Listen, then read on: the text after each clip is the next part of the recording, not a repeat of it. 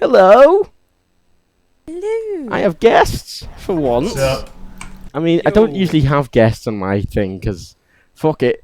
And I'm sorry if you don't understand. Well, if you understand my accent, you'll probably understand their accents, so it's okay. Don't worry. It's safe. It's secure. I'm going to introduce them one by one. I mean, none of them are terribly related to Nerdcubed at all, so if you're in that sort of thing, you might not know who they are. So, well, John is. I am a bit. Okay, let's go down the list. First of all, we have Adam Gaffney, who's from Scotland. Say hello. Hello, I am from Scotland. Yes, this is true. Absolute bitch. Absolute bitch. Such a bitch. This is why you don't have guests very often, Matt. I've been here for 5.5 seconds and I've already been insulted. Typical English. You have. We have Mr. Cheers Kevin, which is awkward to say as a username, who's from America. What are you guys doing over there? How's it going? Hello. Kevin's lovely. Aren't you, Kevin? I do my best. I stroke your long hair and we cuddle. That's meant to be off the stream, actually. But okay. Well, that's fine. We've got Mr. John, many a true nerd, who I'm sure a lot of you know. Good evening, ladies and gentlemen. He's the posh. He's the British. He's representing the English in this. Which is legitimately, he's the only English national. So, which kind of feels, by the rules of engagement, therefore I ought to be like the smug, leave voting one, but I wasn't. I was the remain voting one. In fact, I've wasted an entire day just tweeting about it angrily. You have wasted. Haven't we all? We have Miss Susie, who you may know from What Culture Wrestling. Hi. Who's on a train right now, and she'll probably cut out. Yeah, but I'll try and talk as much as I can. Ooh, Claire's appeared. Claire. Hi, Claire. She's not talking. Jolly good. Am I the only one getting an echo here? No, that's Claire. I think Claire might I'm getting an introduce echo feedback. too. Hang on, I'll go and fix Claire. Fix it, John. I'll fix Claire. Hang on. And last but not least, we have Vicky. No, how the fuck is it? Ninja Pots? Oh God, no. We'll go for Vicky. It was Ninja Pots on Twitter. Vicky, who's from Northern Ireland. Yeah. So we've got as it is, 2 Scottish, a Northern Irish, English, me representing the Republic of Ireland, the true Ireland, Vicky, an American looking outside, looking in, and Claire, who is a French immigrant, I think. Is that true, John? I don't know. He's gone. He's busy sorting things out. Yeah, that's sorting things out. This might get a bit messy, and frankly, this is more probably us complaining than any. It's not really any debate, really. I think we all really enjoy complaining, so that's helpful. Well, yeah. Oh, Susie's gone. Oh, yeah. She will cut out a lot, and you won't hear it, but she will just turn up occasionally and start talking. She'll be there. She'll be there in a minute. She's almost there, but she's just getting pizza first. Oh, of course, Claire is fucking Jesus Christ. So, I hope the volume's alright on everyone. This was set up very last minute. If anyone's a bit quiet, let me know. So, good. We need a Welshman. Well, do any of you know any Welsh people? No, they're too busy pretending to be English. I mean, the Welsh did have. They were like the only. Like they had the exact same vote percentage as England. I'm so disappointed in Wales. I expected better. I think they have no real national identity, though, do they? They're Welsh. I mean, most of them are just English. You're not wrong. I I don't think I've ever met a Welsh person I haven't instantly thought was English to begin with. And that's probably a bit racist. Is that kind of racist? I feel like that's a little racist. It's fine. Also, in the background, we're just going to have Fallout 4 on. Just if you want to watch something, but if you can just listen to it, there's not going to be no sound from it. I'm just going to be building shit. So, today, if you didn't know, you might not have looked at my Twitter today, or anyone else's Twitter today, or you might just be ignoring the world. But the UK voted to leave the EU like the stupid cunts they are. Just establishing my bias here. I also like the fact that slight echo makes it sound like you're currently on a stage with a megaphone yelling this at a crowd. You're just yelling this at a crowd really angrily. This is a very rude rally. Well, it's a very rude rally, but No, we're here to have a little chat about what that means and what it means for each respective person in their local environments and situations. Well, it means we're all fucked, basically. Yeah, all that's of what us. I was thinking. Well, as you're Scottish and Northern Irish, you're sort of on the fringe, aren't you? I mean, I think Scotland was pretty certain in its leaning, and I really think that that's going to have an impact in the future. Like, people were complaining before about the possibility of a second referendum, and now I think a lot of people have changed their minds on Scottish independence because of this, if nothing gets sorted. But it kind of has to happen now because it's part of the legislation. The fact if Scotland leave the EU, then we're allowed to have a second referendum because that was part of the deal.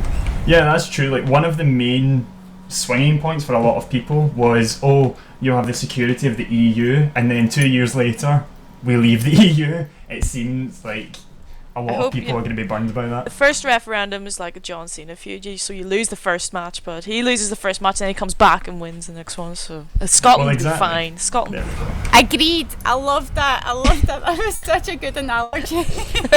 Yeah, I mean, these are the two big wrestling fans in the room, so a lot of wrestling analogies going to come from them, I'm sure. Yes. I have a query know for the it. Northern Ireland representatives who might be able to provide me with some insight that I haven't seen anyone else talking about. Yes, I am the representative. Because You're other the than, representative other than of Northern Scotland, Ireland. which was very, very Remainy, and Wales, which was very, very Leavey, Northern Ireland was very, very Remainy, apart from a whole slither up in the northeast coast that went very, very Remainy. What's particular about that particular coast, and why was that different to the rest of Northern Ireland? Yeah, they're the kind of super heavily sort of unionist leaning areas, especially out of Belfast. The only place in Belfast to vote leave was East Belfast. So, like, I don't really know. Like, just Yeah, because that's very Ulster, that area, isn't it? yeah. I'm surprised that as many seem to vote leave in the sort of east side as they did. To be honest, I'm still trying to recover from the anger and the shock. The anger and the shock. Well, I find that interesting because a lot of people seem to care a lot less than other people. And I think a lot of people don't realise the impact. Oh, I cried. I full on woke up at 5 o'clock this morning crying my eyes out just thinking about all of the things that could happen and then all of the repercussions for my friends that live in different European countries and the fact that they could potentially be forced to move back to the UK at some point within the next 2 years. That's a scary thought when they've built lives in like Spain, Germany, all these other countries that might not grant them a visa. Well, I think that's what a lot of people who were voting to sort of leave didn't think about, people who'd migrated to other EU countries from the UK. It's all about people who move here as opposed to the people who just... I mean, for me personally, I've just started working for IKEA, who obviously are a Swedish company, and I feel like that's going to... I'm worried that it might actually affect my job because I'm not long in, so it's kind of a first in, first out, so if they have any extra expenses where that might cause them to let people go, I might be one of the first to lose my job. And also I work with a Dutch guy who's moved over and also a French guy who's moved over, and they're both going to be screwed because of this. Also, can we That's just... so sad. John, you're fucking echoing. Both of you are echoing. Both you and Claire are somehow echoing. I wasn't saying anything. How can I be echoing? Because we're all echoing through your mic, you fucking bell. Hang on.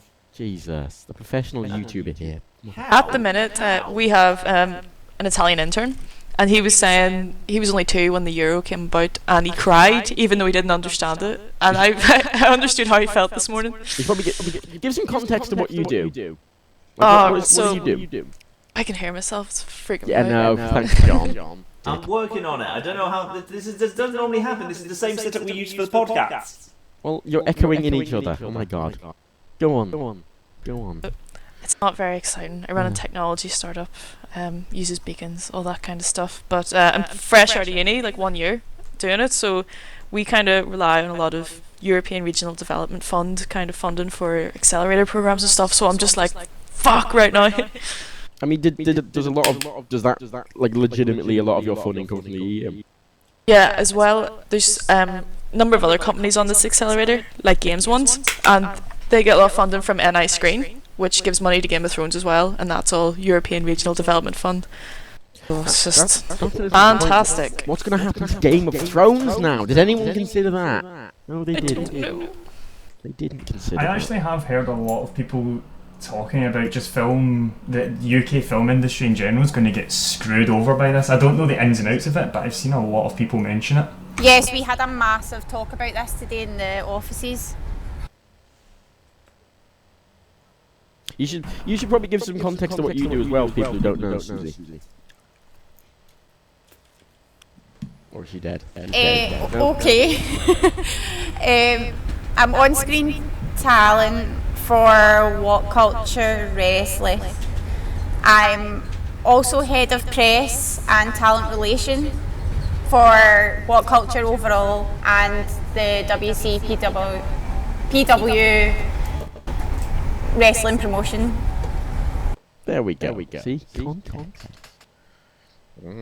I mean, a lot of people, I think Clarkson said this as well, didn't he? When he made his little video about staying in the EU, about how it just is going to be hugely problematic for them filming their TV show. Oh, hugely. I mean, they do a lot of kind of away things, go into like different, often Eastern European countries as well. Will that affect their budget on that? Will they have to budget for being able to go over? Will that be dead expensive? I mean, their budget's ridiculously high, as it is. Oh yeah, didn't they say they're getting something like 3 million an episode or something? I mean, I think it's less the budget and more the effort. Yeah, that's true. I think a lot of it is about the effort involved with going into it and all the paperwork and shit involved in just going over there to film. It might not be worth the amount of work. You know how you're talking about that and about visas to film things and etc., but it's got a massive problems for the wrestling community. Yeah. How so? Because the guys who work in Europe just now or come over to the UK, they don't have to apply for visas. Yeah. Well, I know. If Whereas once the EU's gone, it's difficult. I mean, it is just. I mean, I know a lot of people who were saying leave. You know, they wanted to leave to avoid bureaucracy. But it seems like not being in the EU is just going to cause more, like, paperwork and just bureaucracy to deal with.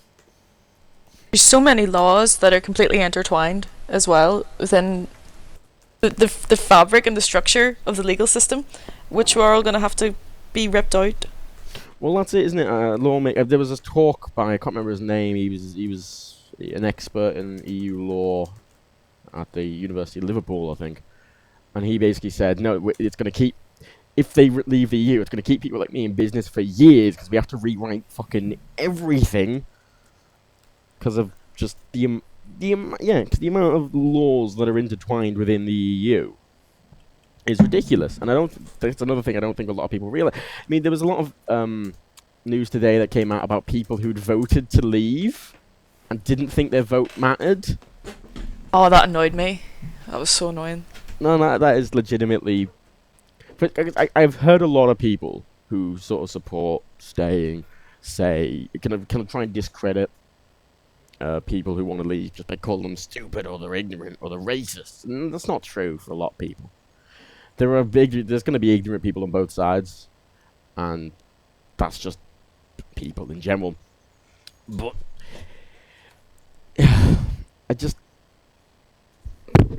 it's frustrating because a lot of people haven't listened, and a lot of people haven't thought about it, and a lot of people haven't been educated properly on what the EU actually does.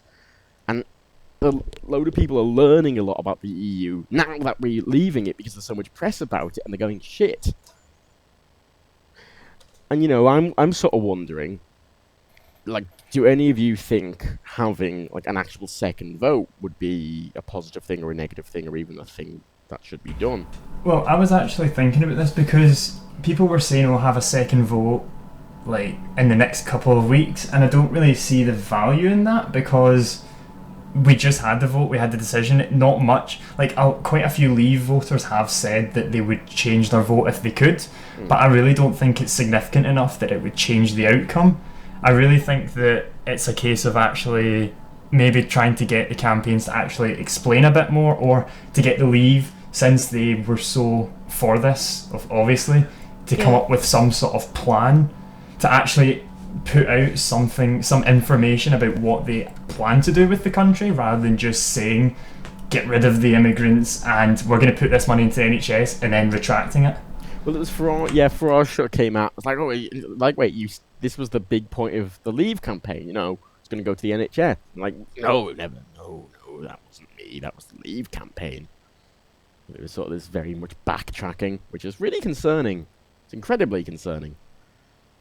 If you have like a second referendum, I can hear myself. It's just scrambling my brain. If you have a second referendum, I think the main issue is it sets a precedent for like doing that again. And just if it had gone the other way, would we want? You know what I mean? Well, that's and it just validates all of the concerns about the votes not being something you need to take seriously. If you do get a second chance, then it, demonstrates exactly what people thought on this first vote. Yeah, there's just this. Yeah, I know what you mean, but at the same time, I feel like a vote like this is. Because unlike a presidential election or a vote for, general elections or anything like that, we can re-vote in 5 years. If we make a mistake, we learn from it, we see what they do, and we re-vote again in 5 years. That's how it works. We generally do have several elections in a row. And this, we can't have another election. We can't do the vote again in that same sense. Well, the surprising thing to me is, this is really one of those tyranny of the majority situations where... Yeah, definitely.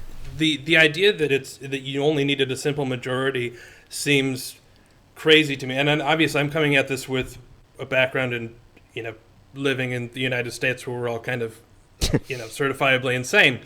But, generally the idea is that if we ever have, there are certain classifications of laws where if we need to pass them, they are very, very difficult to pass, because the idea is that 51% of us decide that black people shouldn't exist in the United States. Well, that's not okay. The idea is that majority rules, but we still try and protect the minority from things that could be egregious. That just because 51% of people think something, doesn't mean that 49% of people have to deal with their rights being infringed. And the idea that leaving the EU is something that just sits in there in a sort of pass-fail 50% thing seems crazy to me. And it was so close. I think that's what's the most concerning to me about it. It was so... if it was it was a big majority, if it was 60-70%, I'd be cool. But it's just concerning that it's so close. Like 50% of the country don't want to be forced out the EU. Not even 50% of the country, because about 27 or 37% people didn't vote at all. Oh yeah. Like, so you have a majority out of the people that did vote, which I think is about 37% of the entire population overall, have now decided, especially for Northern Ireland and Scotland, who literally voted to remain anyway. Kevin, as an American from the outside looking in, kind of what do you think of the whole situation?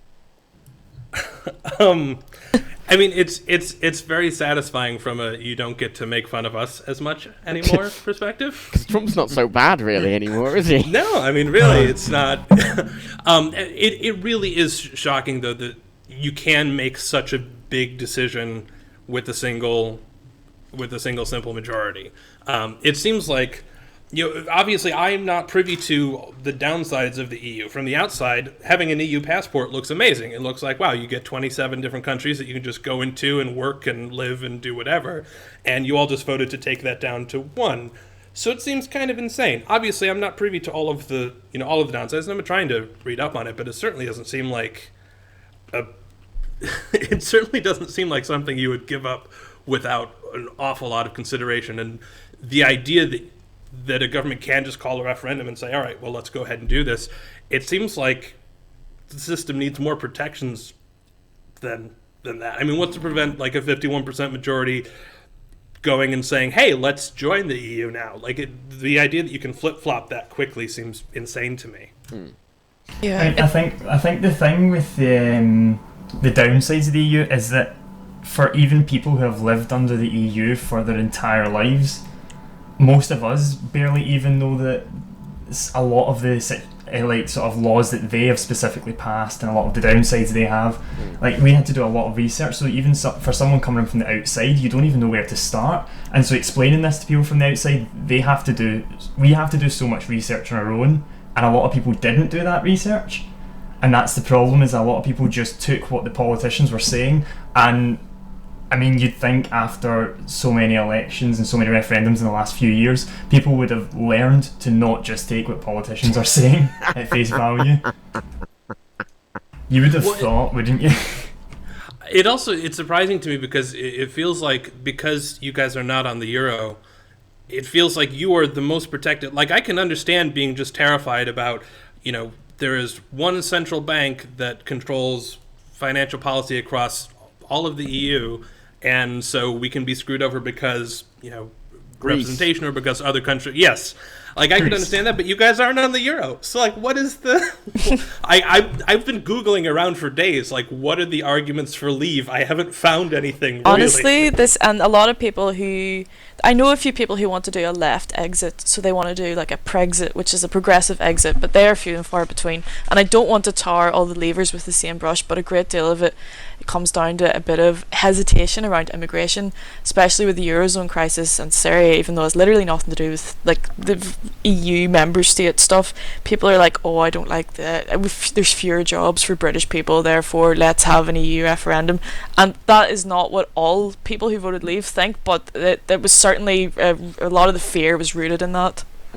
A majority of people thought like that. I mean, when I was sort of ranting about this on Twitter before the vote came in, I think you get a lot of bile when you start talking about quite a divisive thing like this. But one of the very common things I got when asking for arguments, because when I argue my point about staying, I give specific examples of what the EU does good and why those things are valuable. And I no one on Twitter, not a single person, gave me like an actual specific thing about a reason to leave. I got the word sovereignty up a lot, independence, taking control back. It was a lot of buzzwords. It's an interesting thing I've actually kind of observed in a couple of different, especially some kind of polling that's been done kind of after the event today, which is multiple people saying, "Oh, I voted leave, but I didn't actually want to leave. I just wanted to stick a middle finger up at the establishment." And I think a lot of people, this was just a protest vote against the establishment, and they didn't necessarily want or expect it to actually win. And in some ways, the fact that the leaders of both of the main political parties in Britain were on the same side might have actually encouraged more people to go over to the other side, just because they felt like this was their one opportunity to say screw you to both of the main parties of Britain, having gone backwards and forwards between the two of them. But you indeed got your Boaty McBoatface this time. This time we did indeed get Boaty McBoatface, except instead of sending a rather humorously named boat to the Antarctic, we've potentially screwed over the long-term macroeconomic growth of the country for 3 decades. So arguably, maybe we should have got the trolling vote out of our system on Boaty McBoatface. Boaty McVoteface, haha, fuck you. Hey. I mean, I think someone in the chat asked a little while back, how is this worse or as bad as Trump? And I think I can say that in that Trump can only have light control for 8 years, while this is a permanent decision. I mean, that's. And also as well, I think the big issue with this as well is the political instability it's causing, because Jeremy Corbyn's the leader of the Labour Party. He's like a lot of his party are calling for his resignation. David Cameron said he's resigning, so our Prime Minister is stepping down. And from the outside, you've screwed and you've screwed all of our financial markets outside of the UK. So, if you'd like to help make up the difference in my retirement accounts, I'd appreciate it. It is about the closest thing you can get to resetting Britain to day one, short of if also getting rid of Wales. If we're potentially going to lose Scotland and Northern Ireland and our relationship with Europe and the leader of both parties, that's as close to we literally have no idea what's going to happen next. Because the leader of the Conservatives might be a hardline Eurosceptic, might be more of a moderate to try and bring the party back together, and the leader of the Labour Party might be quite far left, or might be a moderate to try and appeal more to the right. Who knows? The uncertainty. I remember going to bed last night being like, okay, so Nigel Farage has sort of conceded, but not really. Maybe it'll be fine. Then there's a few more sort of Leave places winning, and I was like, I'll wake up tomorrow, it'll be fine. I woke up and that Community gif where he's coming in with the pizza and everything's on fire. Like, fuck. No, that was it. Because I deactivated my Twitter last night because I was sick of people telling me about it. Because frankly, between the time where you vote and all the votes count, I feel it's irrelevant to have to spend loads of time thinking about it, because until the final result's in, and there's nothing you can do, and it's just more stress. So I didn't follow it. I deactivated my Twitter. I was like, you know what? We'll probably be, people are moderate, people are reasonable. I'm sure we'll be very easily staying it. No, not at all. I think what a lot of it was, I mean, you noticed in, for example, the Glasgow turnout, I think was like 56% to vote, and obviously we were a very large Remain win, all of Scotland was, but the turnout was much lower than elsewhere, so the people that wanted to leave, it was shockingly bad. Really passionate shockingly bad turnout. Yeah, it was terrible, and I think if more people had turned out for Scotland and for places like London and places that voted for Remain, we could have pulled it off. But the problem is that the Leave campaign were so passionate about the whole situation that, I mean, I don't, even if it was justified or not, it doesn't matter. They were more willing to go out and vote than a lot of Remain people were, because a lot of Remain people were of the opinion, Leave won't win anyway, so there's no point in me voting because it'll be fine. And that's why even some of the people that wanted to Remain voted Leave. And then we get the situation we're in now. I saw Nigel Farage was saying last night, because they extended the voter registration deadline, it's not fair, that's brought more people onto the Remain camp, almost as though he was saying, how dare these people have an opportunity to vote. But now that it's gone in his favour, he's a dickhead. Now that it's gone in his favour, I'm wondering if he's like, actually I'm really glad they extended that voter registration deadline. It's just like, he's just a slimy weasel bastard. His victory speech was one of those things that makes you cringe and makes you want to curl up and die. Oh god. Like, it was so bad. Like, him being elated and all joyful and made my skin. He said, we want it without a single bullet being fired. Joe Fuck Cox! that. That was so annoying. I don't know who he was trying to take shots at. Was he trying to take shots at America? Pun not intended. Shots at America? Was he trying to take shots at the fact that this whole thing with Joe Cox happened? I don't understand. What was his point with that? It was very and odd. do your politicians not have PR people to be like, hey, don't. Yes, shut up. and the UKIP ones are terrible. Nigel Farage Case in this point. morning. He was on GMTV or whatever it's called now, whatever the new hip version is, and your woman was asking him, okay, so the £350 million a week from the EU can go to the NHS instead. That claim that you used heavily in the campaign, well, he wasn't involved in the Leave campaign, but he was piggybacking off the back of that.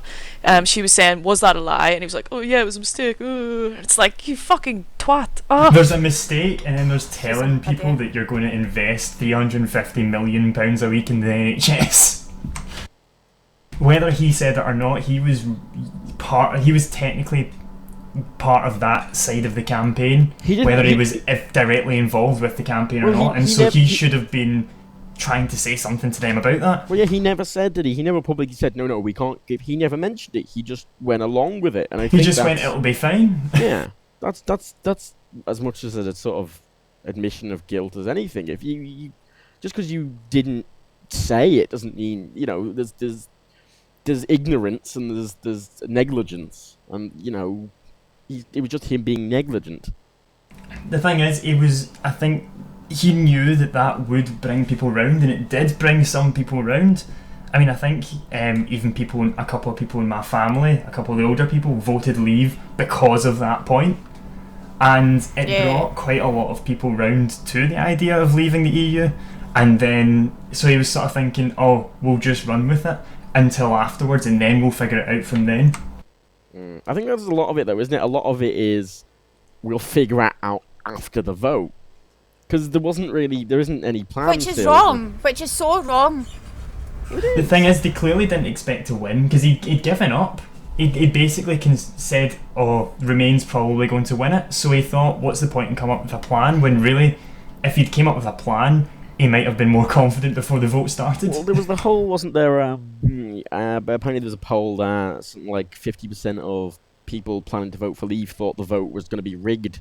And it was all the sort of shit on Twitter about, bring a pen. Because the MI5's going to sit in a warehouse with fucking erasers. The same thing happened with the Scottish your MI5 is shit. Oh yeah, the CEO fucking... oh, God. The FBI just... Ooh. Yeah. They're trying to give... They're saying, like, don't do it in pencil because we can't trust the government, but this is the government we want to give more power to by making them not accountable to Europe anymore. Well done, you played yourselves, good job. Just, doing my head in. You know how in terms of the way the referendum was set out for the EU, the one thing that I didn't really agree with was the whole fact that there wasn't like a plan. See, for the Scottish referendum, for both sides, there was a plan. For this, there was no plan for either staying or leaving. There wasn't a solid here, black and white, this is what is going to happen or could potentially happen. It was just all guesswork. Whereas the Scottish referendum actually had cases for and against of what would happen if we stayed and what would happen if we left. Yeah, it was very unclear. Well, I think one of the issues as well was generally that most of the things politicians were saying, and a lot of what was it was a lot of big scale political stuff, when the EU affects small scale practical stuff, and you like simple stuff like travel, free travel. Like, most people don't ever think about that. Yeah, like, how much more expensive is a lad's holiday to Magaluf going to be now? You know? Well, just to play devil's advocate for a minute, though, would it have been I mean, given that, based on what I'm understanding, this is going to be years and years of work now to figure out how to not live with the EU. Would it have been appropriate? Would you have been upset if they'd been spending, a bunch of resources and tax dollars on figuring out a non-EU plan when no one had voted for it in the first place? Like, it feels like it is a chicken and egg problem, but not the sort of thing that you can, commission tons of studies and draw up a whole bunch of laws in anticipation of maybe if. Well, the problem Scotland done it, so why couldn't the rest of the UK follow? Even then, you don't have to go that in depth with it. I mean, because there wasn't. When we say there wasn't a plan, I mean, there wasn't even a vague plan. There wasn't even any vague suggestions. Most of the people were like, we don't know. You need, even just like, we think we should do this, this, this, and this. Even if you don't make an actual plan, have some idea of what you'd like to do, at the very least. It's a tricky one. Exactly. Just thinking, do you spend lots of money on determining what happens if there's an out, and then there's no out? I feel Nigel Farage, though, himself, like, he hasn't thought about this at all, because he's an MEP, right, as a member of the European Parliament, of which he's now leaving the EU. He's not an elected MP, so he's just put himself out of a job. Technically he has, isn't he? He's a dickhead. There was massive dickhead. Apparently, the UK is set to be the what was it? Because apparently every 6 months EU presidency shifts. Not presidency. What's the word? Yeah, the kind of board. They all change to different members from different countries. Yeah, apparently it's due. Are you talking? Go on. No, sorry. I clicked on what you were. That's Train has got train her. Wi-Fi for you. It's because we left the EU, now the trains don't work. Oh, jeez. An interesting thing that would have happened if it was... Well, one of the things I argued for staying in the EU, because I like practical. I don't like saying jobs, because it's such a vague, shitty thing. Like, a simple thing of the EU were making it so everyone in the EU, as a human right, can purchase a minimum of a 50 megabit internet connection. That's the minimum, and that would be a human right. And they've invested. Yeah, I just want to point out that I'm petitioning our government to take your slot. So, because my internet's a little too slow. Does that mean America being Eurovision now? Because I don't think we can compete with that. Oh, Hey, God. Australia are still in it, and they're not even in Europe, so we've Yeah, got well, a that's chance, true. guys. I think that's why Australia wants to be in Eurovision. They're desperately trying to get the faster internet thing going on because they want that fast. Oh yeah, internet. their internet is awful. It's terrible from what I've heard. I mean, but like, apparently, actually, one of the things Farage said in his little speech was about, oh, maybe we'll reconnect with the Commonwealth. Oh boy, yeah, great. Yeah. I mean, does he want to bring back the British Empire? Is that it? Because it went so well the first time. I mean, I know some guy on Twitter. One of the many biles I got was it was one of the like, I'm fine with proper arguments. If people give me a proper argument, but someone was like, British heritage. Do you not want to take control of the country back? What do you mean? What do you mean take control of the country back? What control? Oh, the control. What do you mean? Example. And it got to the point where they said, "Oh, you're not proud of your heritage. Why would you want to give up your British heritage?" I went, "Well, that's an Irishman. My view of British heritage is them persecuting and enslaving the Irish for hundreds of years, and then a war. So my view of British heritage isn't exactly the strongest." And I wonder if that's a generational thing, though. I mean, like, I don't consider myself to be an American. I'm not particularly patriotic either. Like, I wonder if it's just, well, we have the internet and we talk to people from other countries. I mean, I'm talking to people in other countries right now. whoa. I know, it's insane. But, given that, why is there any reason to prefer the people that happen to be next to you? Why is there any reason to feel that there's something to be inherently proud of just because we happen to be co-located? Yeah, I think nationalism is sort of... I think it's good to still be proud of where you live. I like the way generally the Scottish attitude is towards sort of being proud of your country, It's but not a cunts shithole, about but it. it's a shithole, but it's our shithole. Well, yeah, it's not even that. Yeah, It's like, if you try and challenge us, there's this natural instinct we have where our blood starts to boil and we just automatically have to hurl abuse at you if you slag our country. We will defend can't, it to death. Yeah, we can't explain it. We can't tell what the feeling is, but it's just this feeling where your back gets up and your blood just starts to boil, It's and like- you can't help but hurl abuse at the person giving you shit for your country. But at the same time, you're well prepared to criticise your own country constantly. that's it. 100%. That's it. You're proud of your country. You're proud of what your country does, but it's not blind faith. It's not this blind patriotism, which seems to be gaining a lot of traction in England now, and has always been a fucking thing in the US. I do think it's maybe a generational thing. Like, I wouldn't say I'm particularly proud of, like, it's an arbitrary bit of, this is kind of like an edgier view, right? One of these Ooh. kind of like super loony left views. It's an arbitrary piece of land that you've been born on. I don't know if it's because in Northern Ireland, like, there's times you can relate more to being Irish and there's times you can relate more to being British. And since I've gone to uni and the past few years, it's certainly been leaning way more towards being able to relate to being Irish. But I'm not proud of being like British or Irish. It's just a thing that's there, and I don't think how you care for someone, like how you want to help someone or be friends with someone, that should not be directly proportional to the proximity of them from like your sofa, essentially. Yeah, I think what the important thing that people sometimes don't distinct is that there's a difference between being proud of the culture of your country and what your country has accomplished and things like that, Yeah, and agreed. just taking your country as the best and they can do no wrong. Because as soon as you take that, I mean, you see it on the internet with Yeah. online personalities. As soon as you take them as they can do no wrong, suddenly a lot of shit happens and people will defend them for everything. It's like someone like Sam Pepper who got a lot of Oh, a lot of huge amounts of justifiable Oh, what an arsehole. criticism. yeah. And it was a person who was defended hugely by fans, and this happens a lot with people where they will blindly follow. I mean, it seems to be more common the younger you are. Generally, it's a very teenage thing.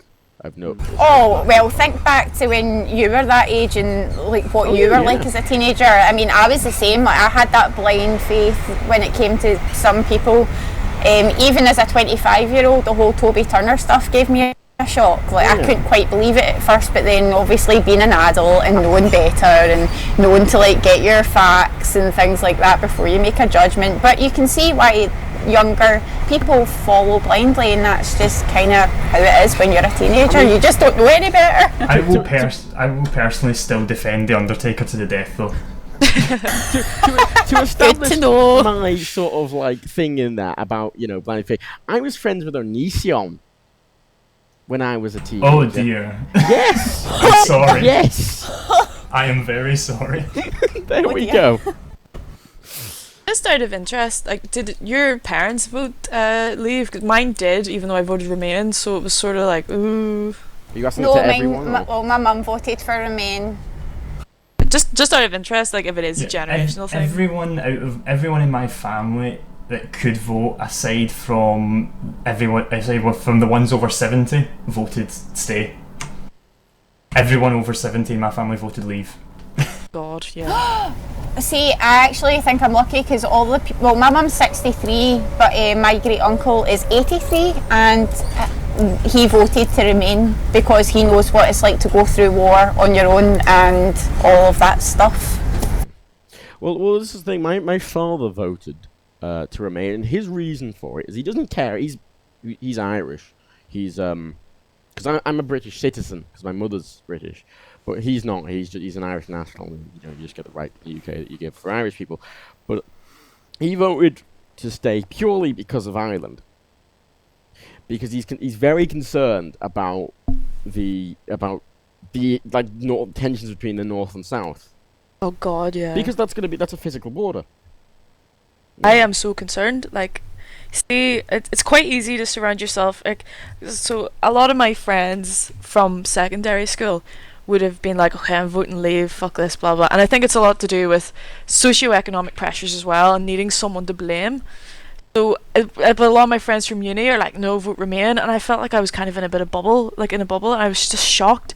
And then I wake up today, and a lot of people I went to secondary school with are sharing like, oh, Sinn Féin's calling for like a border poll, and there's no way we're going to have a United Ireland. And then I've got the other bubble of friends from uni being like, yeah, stuff it, Irish passport, United Ireland, and I'm just here like, oh my God, this is going to be awful. I'm just going to move to Mars.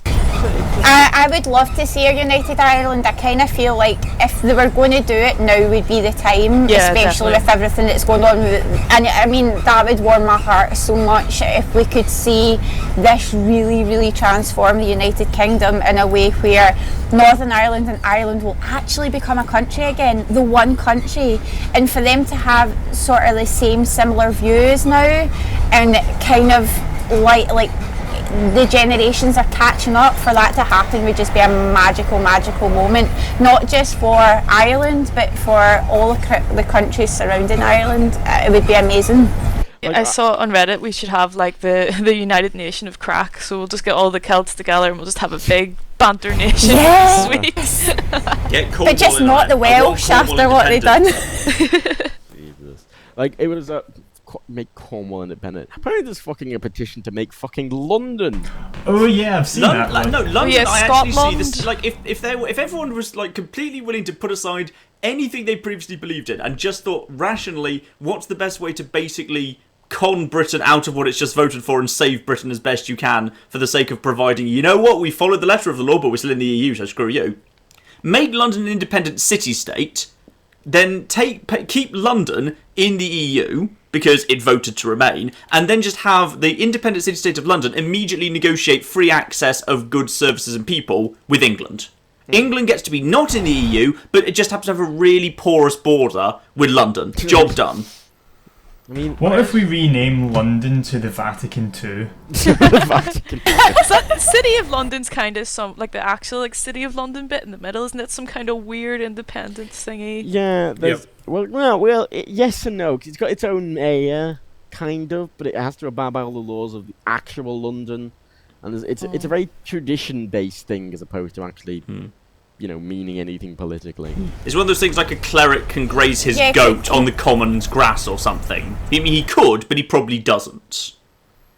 London confuses me because there's about 4 or 5 different sizes of regions that are referred to as London by people. There's like Greater London, there's City of London, there's sort of the Outer London, and it's like whenever people say London, I don't know which amount they're referring to. So I'll always say like, oh, isn't such and such place in London? They're like, oh no, that's way far out. But other people say, yeah, that's in London. Yeah, I had a friend who moved to Guildford from Belfast recently, and I literally thought he lived in London, and I was like saying, what tube do I get on? He was like, I don't live in London, I live in Guildford. I was like, fuck. I mean, Guildford is like where they used to film. Oh no, do they still film Top Gear there? no, idea. Actually, Does Top anybody Gear, know? they film there. The legally Yeah, branded Guildford. Top Gear is they filmed there. I wouldn't say the actual Top Gear they filmed there. I mean, that'll always be- Guildford, you're kind of forgiven because Guildford's really confusing. Because Guildford, if you go out towards the southwest of London, you can basically get all the way out from the centre of London, right in the middle, all the way out to Guildford without ever leaving what looks like a city. Because there's no area of clear like air between. If you just kind of follow the A3 out, you just go straight to Guildford. And you just think you were still in the same city, but at some arbitrary point, we just say no, that's not London anymore. Even though it's like completely identical either side of the border, not London. Now you're in Surrey, it's different.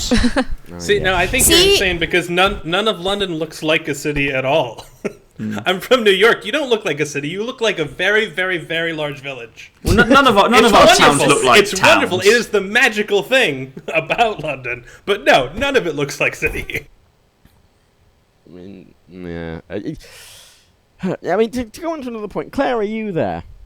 I think I am. There Yes. we go. We Yes. can hear you, Claire. Look at that. It worked. 45 minutes in or so. Hi Claire. Sorry. Hello. Look, I normally use the microphone inside my camera to film videos. I don't really do audio only, so sorry about Fuck that. you, Claire. You fucked it up. No, Claire. Can I just add something about London while we're talking about go on. London? Just because we're talking about London's position, but the way that Nicola Sturgeon spoke in her speech today, it looks like London could pretty much be our closest ally. I feel like there's a relationship building between Sturgeon and the Mayor of London that I think could potentially work massively in Scotland's favour. What a time to be alive. I'll tell you what, if anyone saw that coming, I will give them my house. Yeah. Let's give them it. I don't know because I I know a lot couldn't of believe people it when in she London. name dropped her. When she name dropped him today, I was like, whoa. I was like, okay, so she's been on the phone with him today. That's interesting.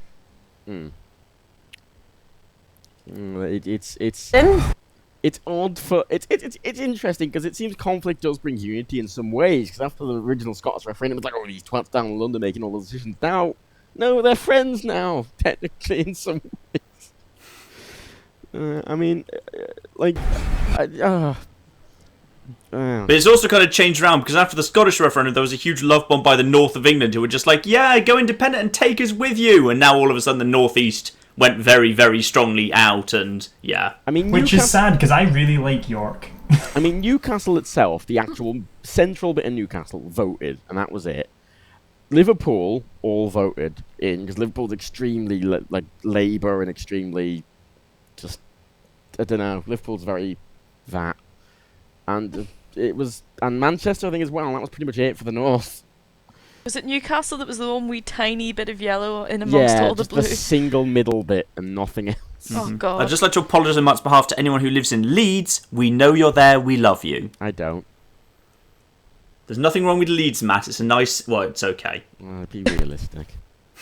Okay, Oh, it's a bit shit. Yeah. But most of the cities in the north are a bit shit. Kidding, that could have been a bigger margin, you absolute bunch of arseholes.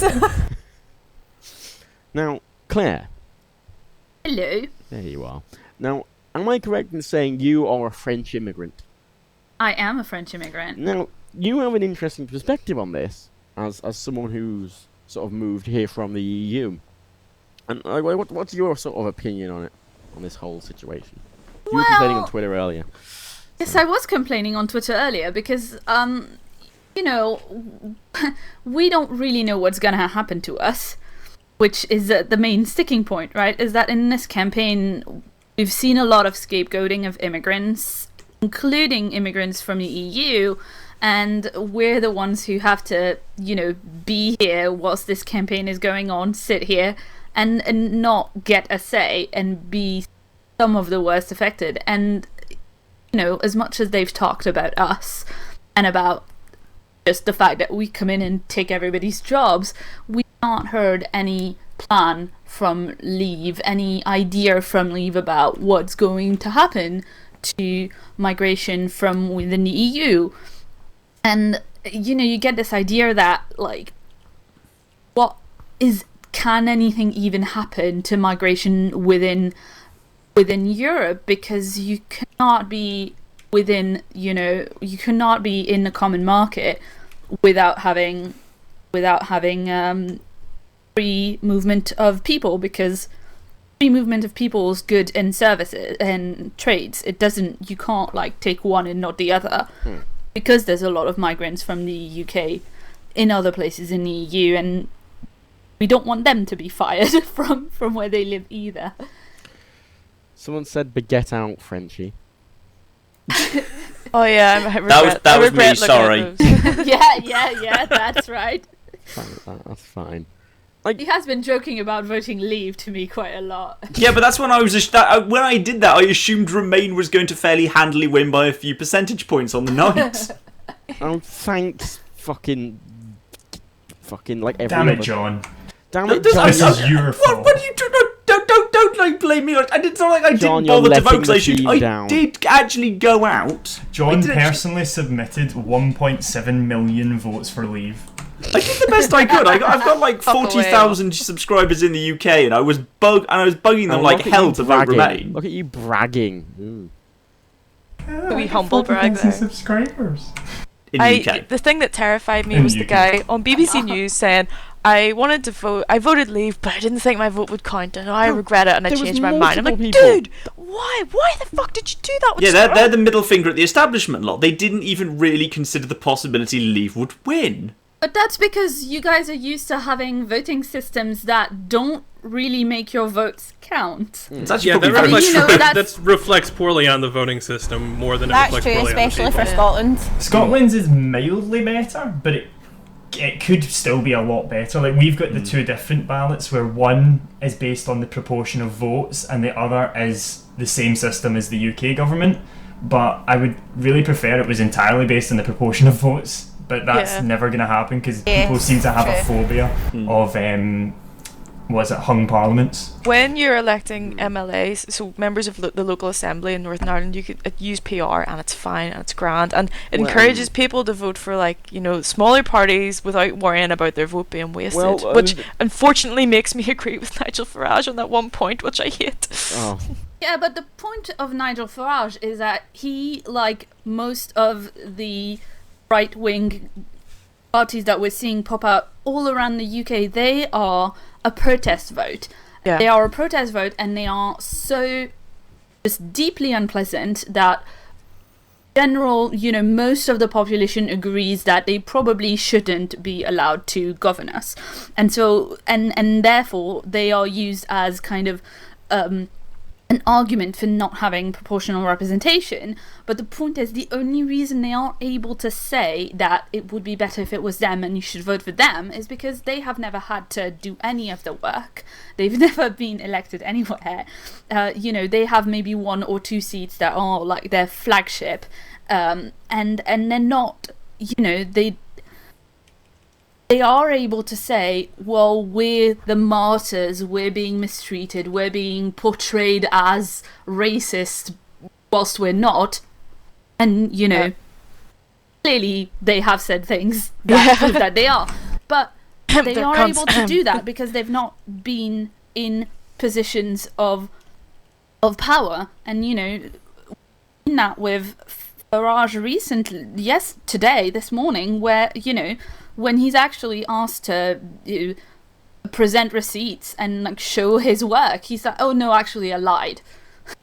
And that's something that, not had to do and say before. It's the Trump in the U.S. thing. It's he has no political record to to complain about. I don't know, he has plenty of record of messing up his his various companies, but It might also be worth for people who aren't so familiar with the situation in Europe, Claire, it might be worth bringing to like the fact, obviously, being from France, you have a lot of experience with, well, not really arguably, fairly objectively, much more extreme right-wing parties being a lot more prevalent in France. I'm not sure if it might be useful for context for you to kind of go into your experience with the extreme right in France as well. I'm just going to jump off here quickly because my dinner has arrived, so I'll be back soon. Okay. Fine. Bye. joy.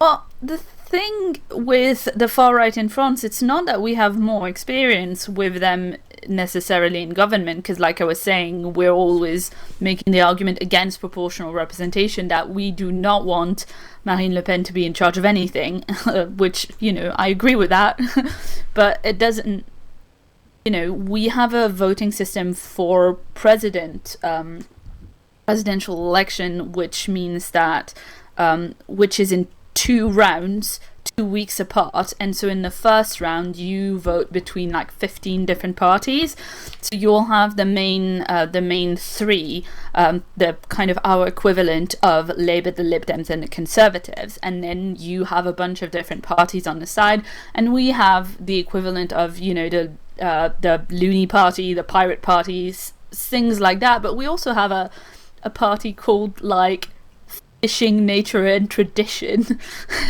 They are quite right wing. And then we also have like 3 different parties with communists in the name. Oh, that's and good. so we are quite used to having that on more of the far left and the far right talking on TV. But they don't really get elected. But we are used to the fact that, you know, in the second round of a presidential election, every person vote, every vote counts, and it is often, you know, 53 to 46 or something like that. It is often very small margins, and so I was convinced that it could be really very easily one or the other. And I heard Dimbleby last night on his BBC broadcast saying every single vote counts. I was shocked that he would say that, because that's a pretty like normal thing for us to think in a French election, right? Not in all of our elections, but in the main one, you know. I mean, That's the problem I have with the Scottish system, is that every single half of your vote counts. So one of your votes, every single one counts. The other one, if you choose wrong, that vote is still invalid. So the Green, like for the Green Party, for example, get no representation near enough in the UK government, but they get quite a big chunk in the actual Scottish government, but they don't get nearly enough than I think they should, based on how many people actually support them, because they just, the way the first past the post system, as it's called, part of the Scottish elections, just kind of takes away from the smaller parties what the proportional representation bit is supposed to be giving back to them, and it feels like there's no 100% agree with that. 100%. Yeah, there's no real need for that imbalance. Like, it's kind of like you're trying to hold on to the UK system just because you're part of the UK still, instead of just making the full jump to proportional representation with their own government. I mean, you look at somewhere like the Republic of Ireland, which has quite. I mean, they're quite left wing, generally. Republic of Ireland, and most people are very politically minded. It's a very common thing to be into your fucking politics when you're down there, and they have a very good, fair voting system. It's proportional representation essentially, but one of the issues that you have with something like that is, you know, it's not a 2-party, 3-party system in Ireland. It's like a fucking, they're all the major parties, but you know, there might be 7 parties with similar levels of votes, you know. And, you know, what happened recently there was that no one got a majority. And the government was, I think they don't even have ministers for a lot of things still, because there's just no proper government there, and they can't make their minds up, because people get so represented, and there is such a divide and everyone is properly represented and there's a politician for everyone essentially, that means there's no consensus. And when you have no consensus, it's hard to actually have a proper group of people in charge of the country. So I suppose that is one of the main arguments against PR, is that if everyone gets represented, then nobody's views end up actually being represented because nothing gets sorted. But at the same time, there's like, a balance. Yeah, in some ways I would still prefer nothing happened than something that only a third of, or like 30% of the country actually voted for. And it's trying to find that balance without just having a system where all it you would never take would get be anything. football. Are you? Okay, dead. Yeah, well, I'm sure that would have been a very interesting point. I'm sure many people probably actually like the idea of a government that basically, by design, is so fractured and built on coalitions that it can only do extremely modest, middle-of-the-road, sensible, common-sense things, and isn't capable of doing anything too extreme and crazy, because then it will mostly leave its citizens alone. You'd think that, but that's what my government is supposed to be. It's it's designed to be gridlocked. The idea of the United States government is that, within a two-party system, is that it is so difficult to get anything done that it becomes very hard to go like, hey, let's just on a lark leave the European Union. Like, it would never happen in the U.S. Because you get filibusters, you get things blocked, you'd end up with some crazy referendum that it just, could never, ever happen. But the result doesn't end up being like, oh, we end up, passing a bunch of very practical, middle-of-the-road laws. It just means a lot of screaming, and it means that we go back and forth between, party dominance on one side and party dominance on another, so you can steamroll a few things through, or you try and find weird ways of tacking on various propositions to bills that aren't associated with them. That's what got the government shut down, wasn't it? The other year, just trying to get Obamacare repealed, and that's what's getting the. So, in principle, the idea of of designing a government where it is very hard to get anything done could be a great idea, because it means that it's very difficult for some large party to say, we're going to trample all over the minority. But you have to accept the fact that, you're not going to get good things either, and you're going to deal with, a lot of the stuff that, when you look at the U.S., that's what happens. There needs to be a pressure release there, because, if you have a system where the government just quietly ticks along and is basically common sense and competent but can't do anything, then that might work at first, but the longer that continues, the fringe is going to get larger and larger and angrier, and it's going to start eventually eating more and more of the population until there has to be some form of release, whether that be in the form of someone more extreme on one wing or the other. And I think, honestly, that's possibly what Trump represents. And possibly he's just part of the barometer, and just occasionally countries have to go through a period of Trump to remind everyone why boring, middle-of-the-road governments that don't achieve that much are actually probably generally quite a good thing. Very that's good certainly point. Fair.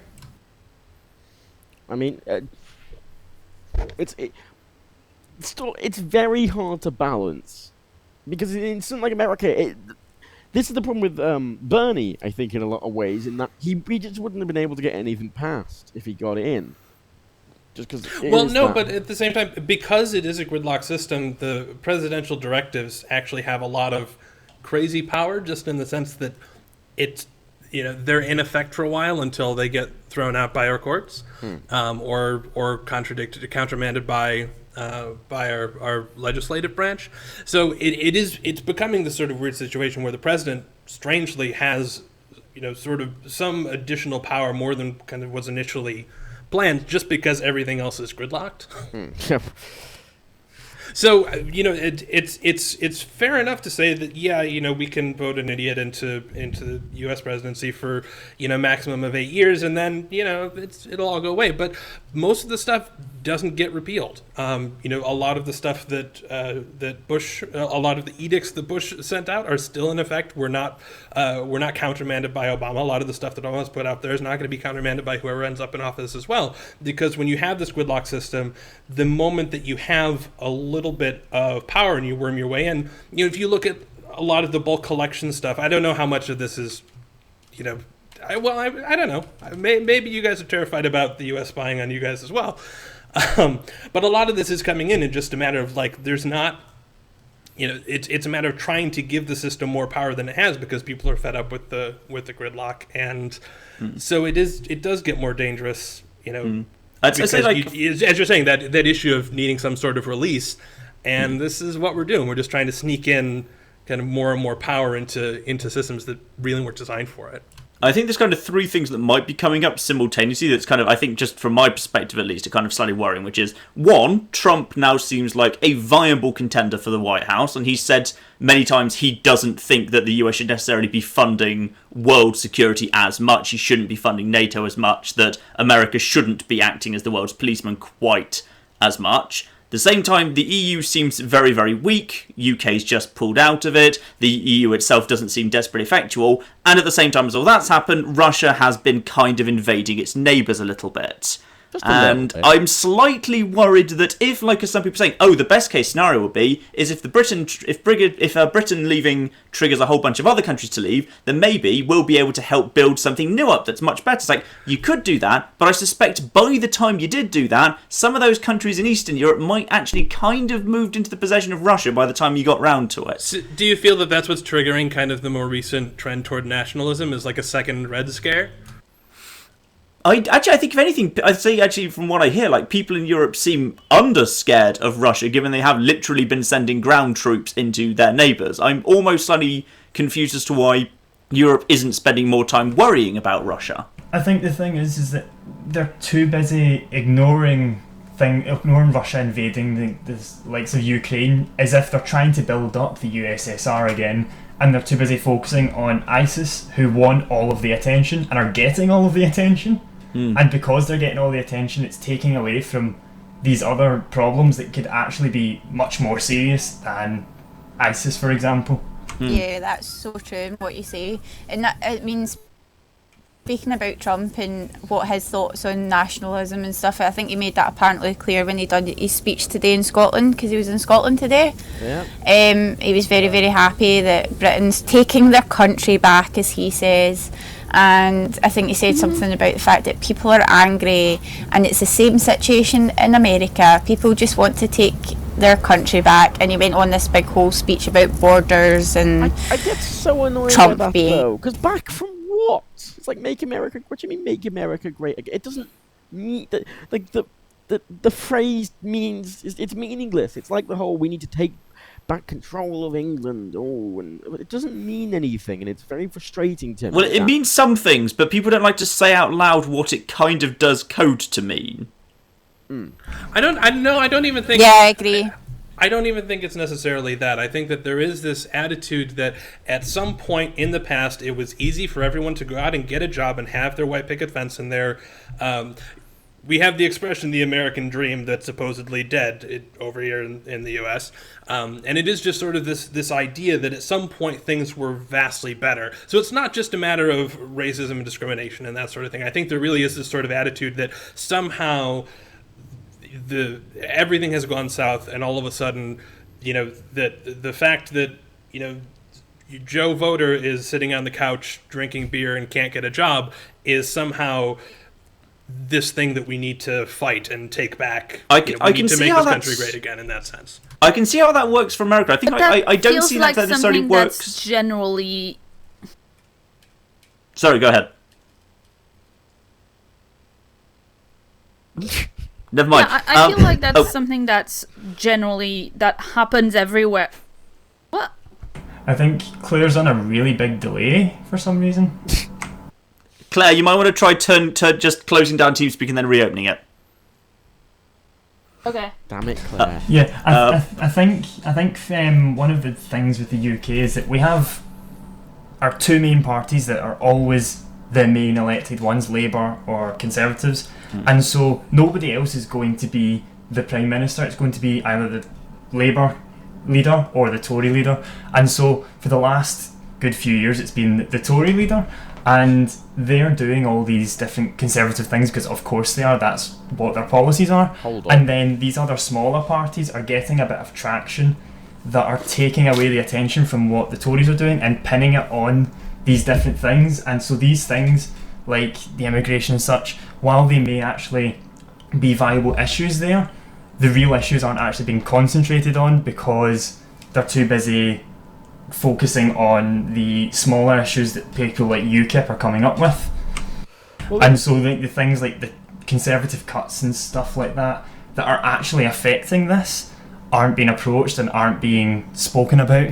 Well, this is something I think someone mentioned to me before, the idea that, over the next several years, our political system in the UK is going to be just gridlocked with fucking negotiations and new trade negotiations and rewriting fucking loads of laws and treaties and everything. And do you think that is going to negatively affect the country in a lot of ways, because a lot of time will be diverted from normal day-to-day stuff that needs to be addressed? I think it actually could have a bit of a problem, because like there's gonna have to be, if the whole process does go through, Article 50's triggered, all that sort of thing, and we get to the end of it and leave the EU, there's a hell of a lot of stuff we need to implement to replace the stuff that we're getting rid of from the EU. And so that's all going to have to be focused on, which is going to take away from things like the NHS. It's going to take away concentration on things like defence, all these different problems that people really actually need to focus on. And we're going to be too busy focused on coming up with a constitution or coming up with a replacement for the human rights bill and all that sort of thing. As a counterpoint, I'd like to suggest that as we are going to be heading into what's probably, unless there's a snap election, what's probably going to be another, 4 years of Tory government, if they're too busy to pay any attention to the NHS, that might be very much to the benefit of the NHS. Because the last time they tried to pay attention to the NHS, 2 times in a row, they made hugely unpopular changes that medical professionals said, what the hell are you guys doing? And the last time they tried to pay attention to education, they said everything was going to be an academy, and all the teachers said, what the bloody hell are you guys doing? Quite frankly, during 4 years of Tory rule, if they're too busy to pay any attention to educational health, and thus education health can quietly just be got on with by teachers and doctors, that might actually be for the better. I think it's something that's definitely for the better in the short term, but in the long term it means that people might not actually notice the Tories, any of the negative points that have been brought on from the Tories, and as such they'll stay in for longer, and then eventually they will get round to these things again, and we will still have a Conservative government, because Labour for the moment have just lost so much faith to either smaller parties or the Conservatives that they're going to need a miracle to build that up to get in, even in the election after the next one. That's obviously a lot of Labour MPs are calling for a vote of no confidence in Jeremy Corbyn, aren't they? Yeah, I suspect they might skew slightly back towards centrist or right. Blairite, basically. Mm. And the thing is, the Blairite stuff did get voted in, and then that was when it all sort of started going wrong. And then Blair got out of it, Gordon Brown took the hit for it, and so that was a Labour leader gone. Then the Miliband's had their whole fight. Ed Miliband got brought in, he got voted out again, he had to resign. Then Ed Corbyn's came in, and he's going to get voted out again, so people don't feel they can trust the Labour Party to actually have any consistency, because they're all infighting.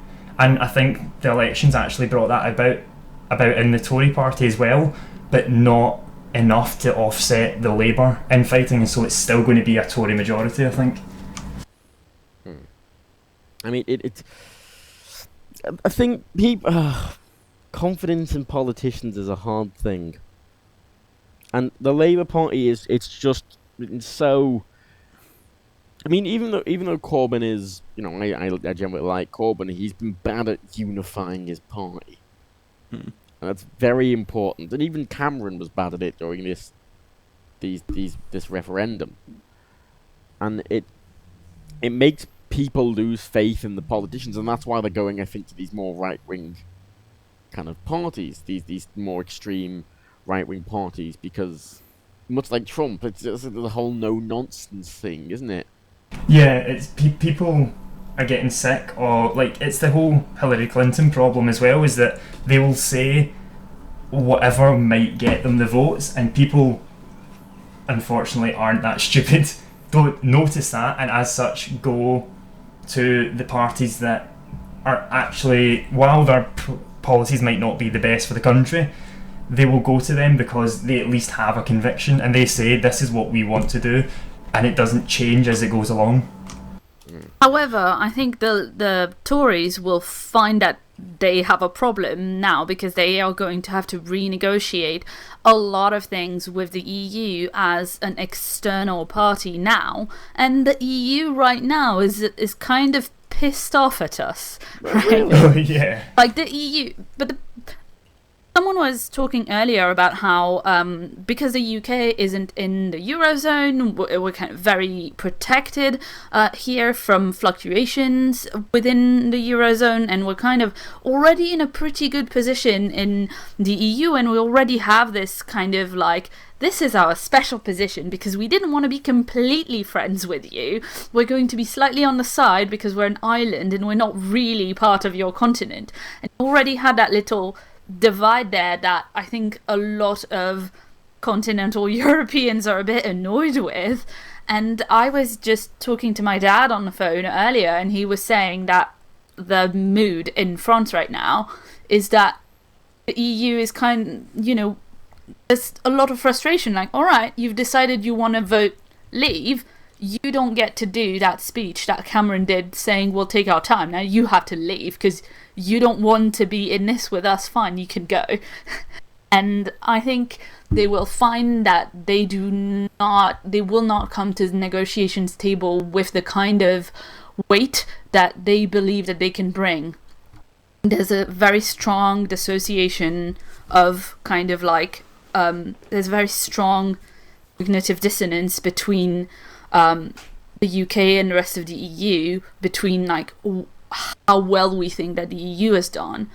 Because in France, for instance, people kind of generally view the EU and the Eurozone like as a generally okay thing. Like there's a lot of Euroscepticism, but the centre, the like centre right and the left generally view like it's a good thing on the whole, whereas here even Corbyn was talking about the EU saying it's got a lot of problems, it's not great, but, and I think the base sentiment in continental Europe about the EU is possibly a bit more positive, and there's a bit of frustration there. Well, this is why I'm quite concerned for Ireland, because geographically, Ireland is just in an awkward position to be involved. Gibraltar. Oh, Gibraltar! God, Gibraltar. You mean New Spain? Oh, New Spain. Yeah. I'm watching BBC breaking news. That's New Spain now. it's New Spain. But I think someone like Ireland, and Ireland are very heavily reliant on the EU. Just because they've repeatedly ran their economy into the ground. And Hosted too many Eurovisions. yeah, there's too many Eurovisions. Fucking lovely horse indeed. Good old Celtic tiger economy. But they rely very heavily on the EU, and they're not a country that's ever really probably going to give up on the EU. They're probably going to be, if the EU ever falls apart, they'll probably be the last to leave with Germany, and if they even just importing things, the idea that a lot of trade from Ireland is to the UK, and a lot of trade between the EU and Ireland, it goes through England. Like even small things like that are going to affect Ireland's economy, even, or it's going to affect, where a lot of European EU-based, large corporations have their EU base in Ireland, and now they're going to have to make another base in England for a lot of people, and that might drive more business away from Ireland as people just go, we have to move to England anyway, we might as well just relocate everything there. And I am legitimately more concerned, and that's selfish of me, I suppose, but whatever. Well, just to, I know we've been very negative, but just to make one positive point, because I saw this was shared out, and I realized, yeah, this is true. UK websites will no longer have to let you know that they use cookies. I mean, So, you know, there's That will something. save me at least 20 seconds a week. Exactly. Legitimately, that was the only thing. Like that's someone like the only legit like actual specific thing. That was the only thing someone said to me. Not a single other thing. The fucking cookies pop Well, up. I think there's also some safe harbor stuff that changes as well now as well. It could mean that now all of a sudden you need to build a whole bunch of data centers in the UK for UK businesses. Because obviously that's been a big thing with everyone in the EU pulling all of their data out of the US because we hack all of it. For context, Kevin is a web developer. There we go. Well, right, but just who knows? There could be a lot of shakeups in the internet industry. So it could be either good or bad for you. But no cookie requirements anymore. So that's Boy. good. On the plus side, so far Google don't seem to think there's going to be any immediate issues with the issues of UK-based YouTubers, and neither do two accountants I've spoken to. So hopefully there won't be issues there. Hopefully they're- you won't be they're homeless in a registered. couple of months. Yeah, no, they're registered as doing business in the UK. Well, the thing is, you're the thing is, YouTubers have kind of two things, which is like theoretically there might be if there was problems with the fact that we suddenly gained some form of tax or tariff or other form of liability, we'd offset that by the fact that we get paid in US dollars, which actually suddenly works very, very favourably. So the two things would cancel out, so it would be fine. It's very true. I'm not sure. I need to double check on actually whether YouTube, even if you set it to use British pounds, does actually pay you in USD. I'm not actually sure what currency Google Ireland pays in, but Patreon definitely pays in US dollars. Yeah, Patreon completely displays in US dollars, doesn't it? Yeah, that definitely pays in so. US dollars. So that will actually get a slight boost. Anyone who's getting paid through Patreon will actually see a very slight boost. I should have from now fucking on. invested in fucking dollars yesterday, shouldn't I? I was saying that before this vote, we should have all went out and bought dollars. Bought like Well, £500 also- of dollars and then sold them back now just in case. The markets were really, really optimistic right up until the votes started rolling in. If you'd have thrown money in there, man. As soon as Sunderland hit that they'd voted leave, the pound dropped by about 10 cents. I think Farage might have been just quietly betting in the background, because he actually came out, and if you remember, at the beginning of the evening, sort of semi-conceded. I think he did that to make everyone think that he already had kind of got some insider information, the immense he knew that was going to be Remain. Then he immediately put all his money on Leave, and then before the Sunderland thing, I bet Farage just cleaned up, and that's why he pretended to concede, and then unconceded later. I think he's a troll. Well, he's a cunt, that's for sure. Well, you aren't wrong there. Actually, one of the interesting charts I did see That's that's so actually true, very, very yes. interesting was someone was actually pointing out they charted to what extent different areas of the UK are dependent or helped by EU funding versus what proportion of them voted to leave. And areas that are more dependent on the EU were vastly more likely to want out of the EU because they were also the more deprived areas. So, like, say, certain areas around York really, really heavily rely on trade and support from the EU, but were still very, very anti it. Whereas areas that didn't really get any assistance from the EU, like certain kind of very affluent areas in the southeast, were very, very pro-Remain, even they get no benefit from the EU at all. So it was kind of I have that a a lot of question. people were kind of voting against their own interests. I have a question on that data though, because is there something about your election such that you get your referendum such that you get the demographic information? Because there's been a lot of polling about the ages and the various demographic information about the voters, but it seems that would all be based on exit polls, and the exit polls said nope, you're Remaining, everything was totally All fine. is of the like- information that's being shared is from Whoa. a 12,000 group sample that was put together by a member of the government. I actually think a lord, actually. a lord. So Oh, a lord. I think it was a lord that put it together. I can't remember which one. Was it Lord Ashcott? I can't remember. But yeah, all the demographic information that the BBC shared was from a 12,000 sample group from a lord. The only data we have is the geodata. That's the only data we can piece together from the actual Got results. it. Okay. I mean, Liverpool, interestingly, were probably one of the, if going by that trend, were one of the few places to break that trend, because Liverpool has been completely turned around by the EU, very obviously.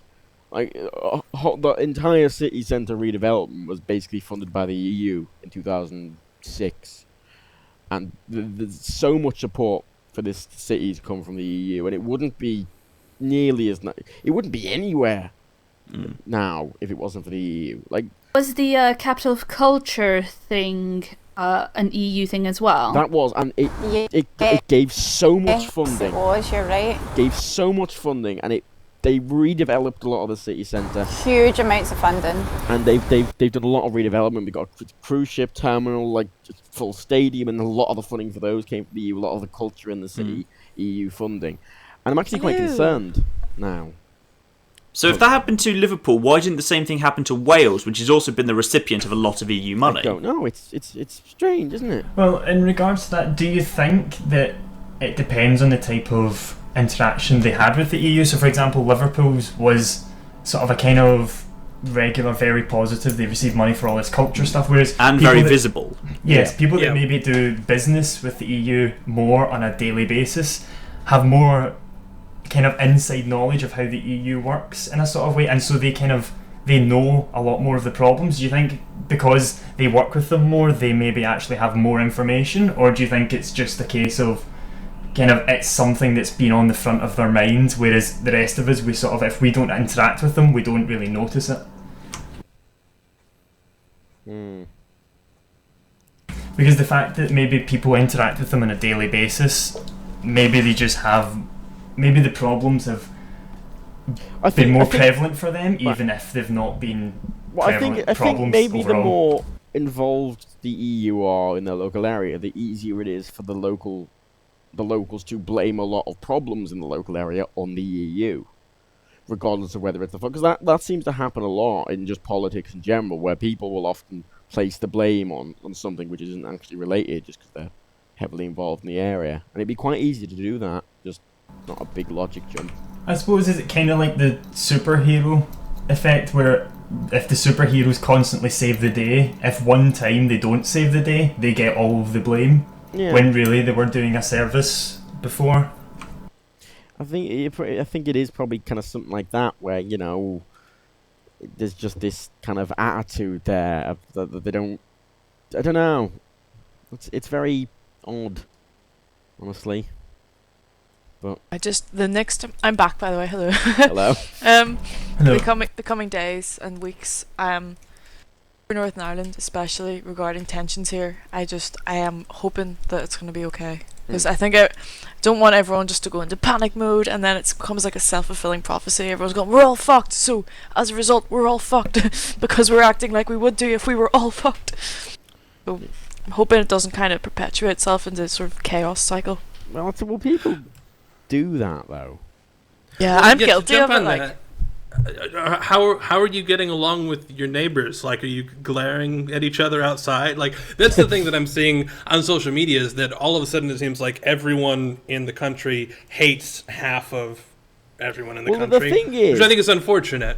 It's not like, I think in America it's a lot more. There's a lot more pride in your vote in America. Well, right. It's something that, yeah, I've certainly seen here, that either you are a crazy conservative or a crazy liberal, and that, you know, and basically you despise, you know, everyone's in their own echo chambers, and Facebook algorithms and stuff are partially to blame for things like that. But it incites an awful lot of just resentment and more divisiveness amongst communities, and I'm curious to see if that is if that's happening here as well. I think that might not have been a problem like 10 years ago, but I think now it's becoming more of a problem, because maybe something to do with the internet, because people tend to associate with people they agree with more. So well, right, we don't have any leave people here. Well, exactly. I think there's also an issue which I was thinking about a while ago. I was thinking about this actually for quite a while, which is there's also a wider, longer term residency issue going on here in the UK, which is maybe 20 years ago, communities were a lot more settled, and people stayed, if they they bought earlier and they lived in a house and everyone knew their neighbours, and communities were mixed communities. So by nature, you would mix with various different people. I think a lot of people are a lot more transient for a lot of their early life, and all of us are. Well, actually, sorry, I didn't actually check all of your ages. I assume I'm the oldest person here, as getting desperately, worryingly close to 30. I may not be. Apologies if not. I'm 25, so I'm like halfway there. But it's Before- Okay, I'm one of the older people here anyway, but like transience appears to be more common, which is like, you know, for a large part of your early life, you move around like once a year because you're renting and contracts come and go and you have to move around a lot for work and meaning you don't really know your neighbours and you're not very settled. And as more and more people rent, especially in the southeast, which is where I live, so I notice this a lot more, therefore you don't mix with your local community as much, so therefore you socialise a lot more on the internet, not just because that's where technology's going, but because almost by default. And as a result of that, like you don't kind of engage in a settled mixed community as much. And I think that does it's have a positive issues. feedback loop as well too, because Yeah, as I more think it's the people same become issue, just transient, offline and there are online. fewer, right? I mean, this is. I mean, I don't know if it's necessarily a positive feedback loop. Well, it is in a lot of ways, but I think it's not. Like, for example, the way my criteria was inviting people like who mutually follow me on Twitter, essentially, and like Have a big circle jerk. well, no, that's the problem though, because I don't know anyone who votes Leave, and that's generally because the people I interact with are generally similar, Like-minded individuals. Yeah, like-minded individuals, and you do get an echo chambers. But then I got put off by a lot of Leave people who tweeted at me, not because I'm close-minded or ignorant, but purely because they were being very aggressive about it. And you do get stuck in an echo chamber, because, you come on, even this, it's just us ranting, really, isn't it? And we're just, sort of, what's the word, not confirming our biases, but, sort of encouraging. Indicated.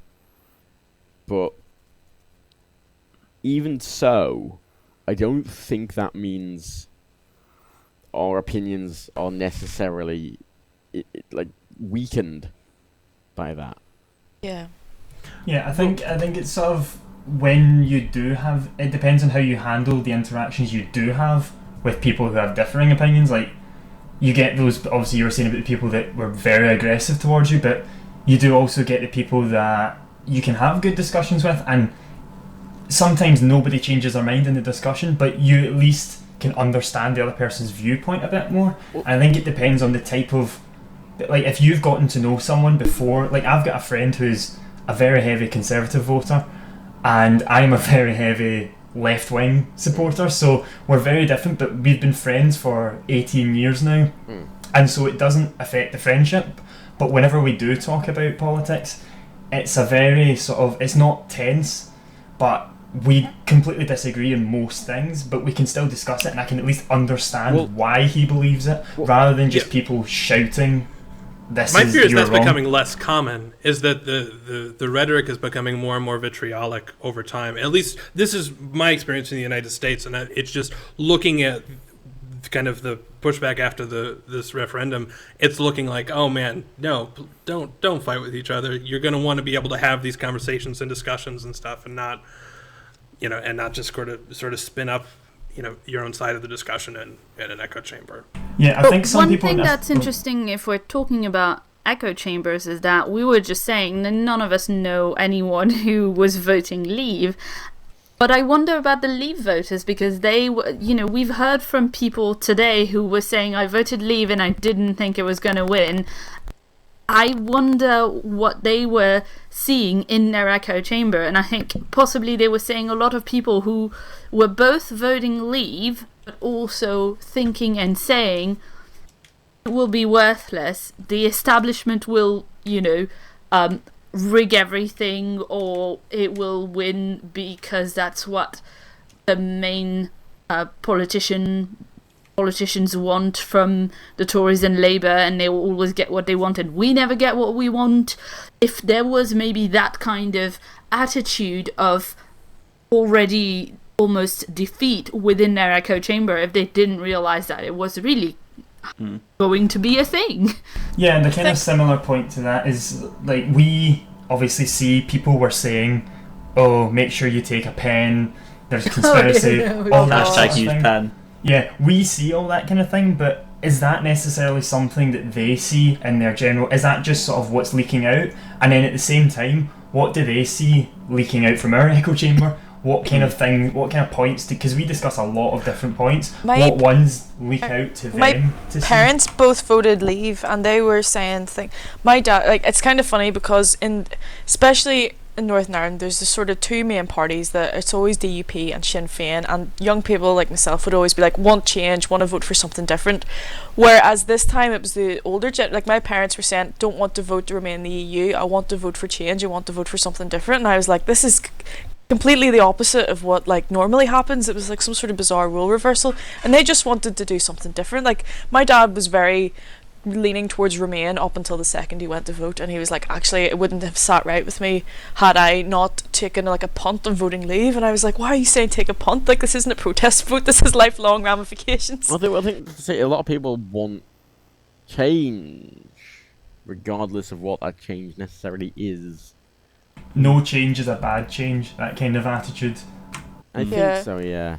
Whereas From the normally, kind of the English perspective, I think actually possibly in England the echo chamber effect might be worse, because England is still very, very class heavy in terms of who you end up socialising with, and by coincidence more than usual this referendum, looking at the poll data, was drawn much more along class lines than the previous general election might have been. So I think it might actually be an element of the kind of and it's something that people don't really like to talk about necessarily in English, it's a little bit unpleasant, but there's such a strong undercurrent of classism that permeates your life without you even realising it, that very often you'll find that if you're middle class, all your friends will be middle class, and if you're not, your friends might not be. And I think potentially the voting lines were also divided on the same lines there, which would have meant even versus a general election there was less mingling between the two separate groups than you might normally have found. And I'm not sure if that class impact is as strong in Northern Ireland or Scotland, but in England it's certainly still very, very prevalent. I think in Scotland at least, in Glasgow at least, I can speak for my area, it definitely, you can feel it, because the people that go to the private high schools, you'd never, like I personally I've only spoken to one person from the private school, and that's because I knew them before they went.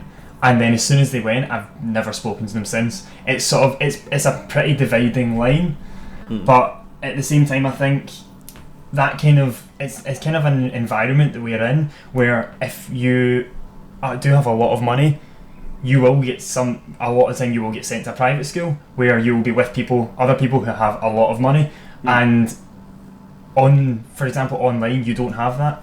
You don't have this real as long as you can afford internet. You don't have this kind of money barrier, and so it's a lot easier for people like that to exchange ideas, whereas if you're only interacting in your community.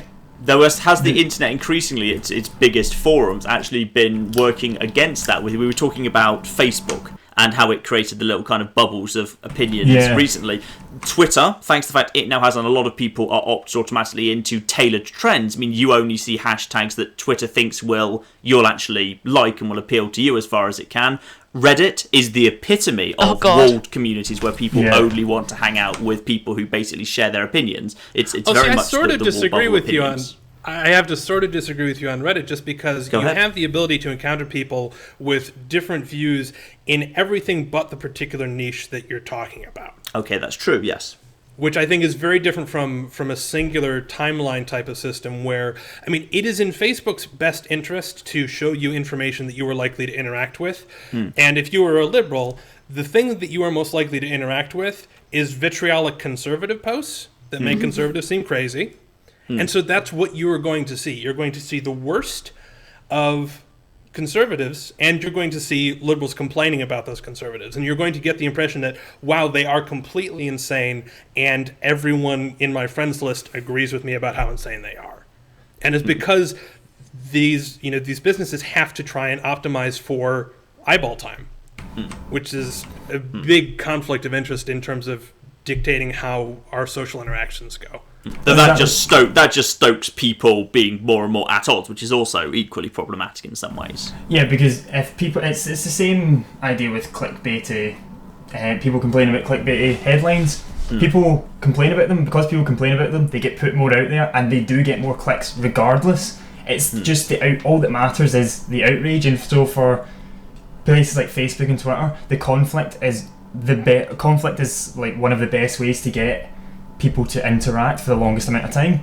And that's so very conflict brings pertinent to people in. this. That's very pertinent to this is because the EU referendum is almost the culmination of decades of newspaper clickbait headlines have finally come to the vote decide after years of EU currency will poison you and cabbages and bananas being too straight. Finally, after all those clickbait headlines, we came to the votes. Exactly, we finally got it, and we're seeing the result of that, where there's just a lot of aggression from both sides, because both sides see the worst in each other, because that's all they've seen of each other. They haven't seen any of the actual other aspects of their lives. I would say when you were talking a few minutes ago about in terms of like working class and middle class backgrounds, I would have, before I went to university, I would have said like it was a very working class upbringing. Like it was an estate in very unionist area of East Belfast, and then I somehow managed to get to university, and it's completely different. And my mind is completely opened, and there's so many different types of people that I would have had the chance to interact with normally if I just lived in that normal bubble. And like just even again like seeing on Facebook the what people are saying from like the wee like street I grew up in and that surrounding area compared to what the people I have met through university are saying, it's just too complete. Like the like pitting the Leave versus the Remain camps, and they were saying entirely different. Yeah, they were saying in the BBC coverage education was a big part of it. That education was a really big predicator of which way you were going to go. The people with degrees versus not was a really excellent way of telling which way you were going to vote in the referendum.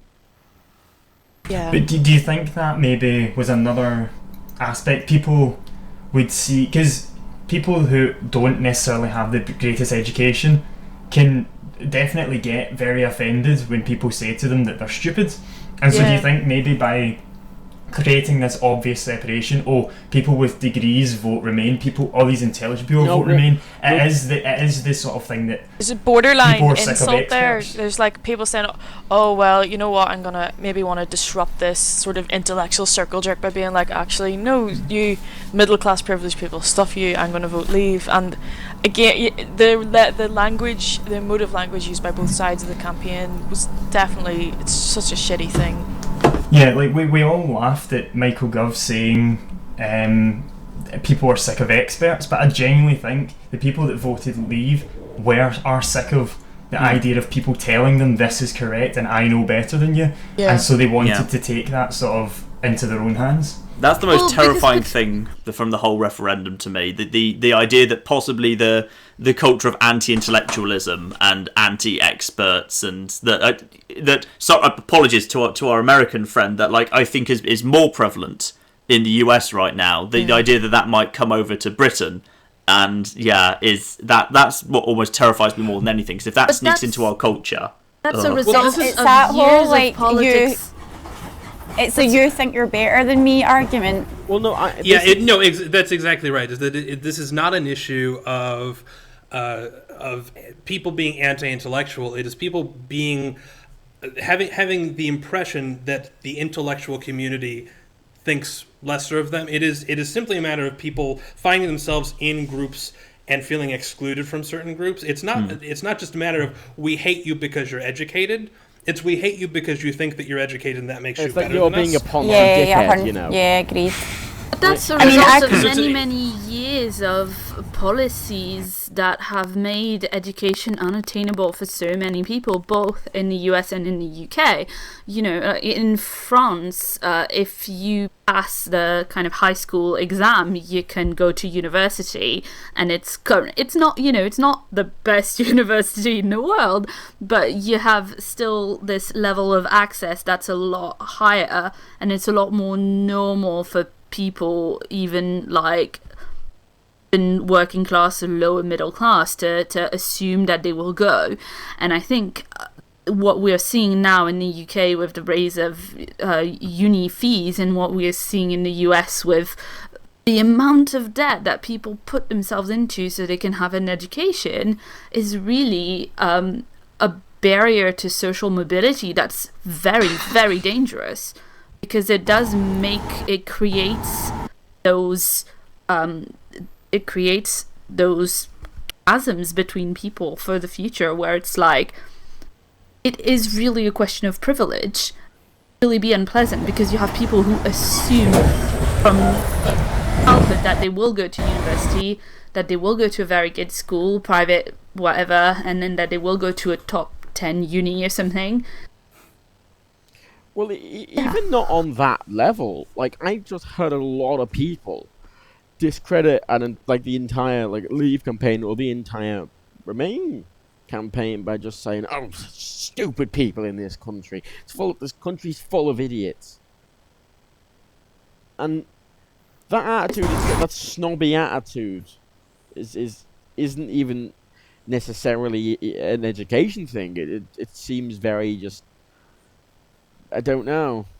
Just like the more concrete evidence of the us versus them sort of rhetoric that's been built up over years and years and months of scaremongering and just like general, oh, if you don't do this, this is gonna happen, and it's their fault.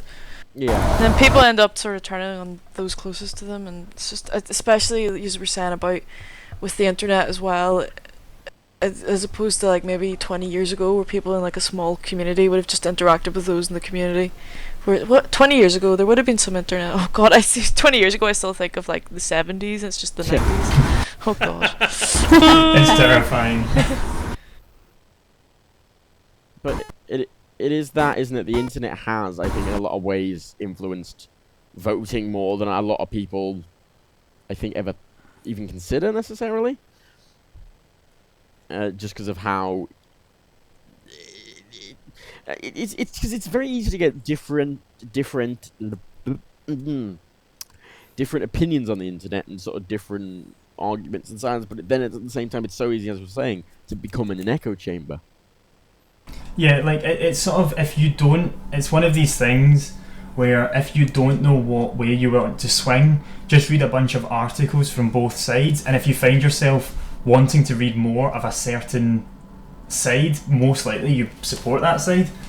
And so what you do is you read more of that, you sort of read more into that one side, and then you just cut out the other one completely because you're like, well, this is the one I agree with, so this is what I'm going to read more on. Well, that generally is what happens.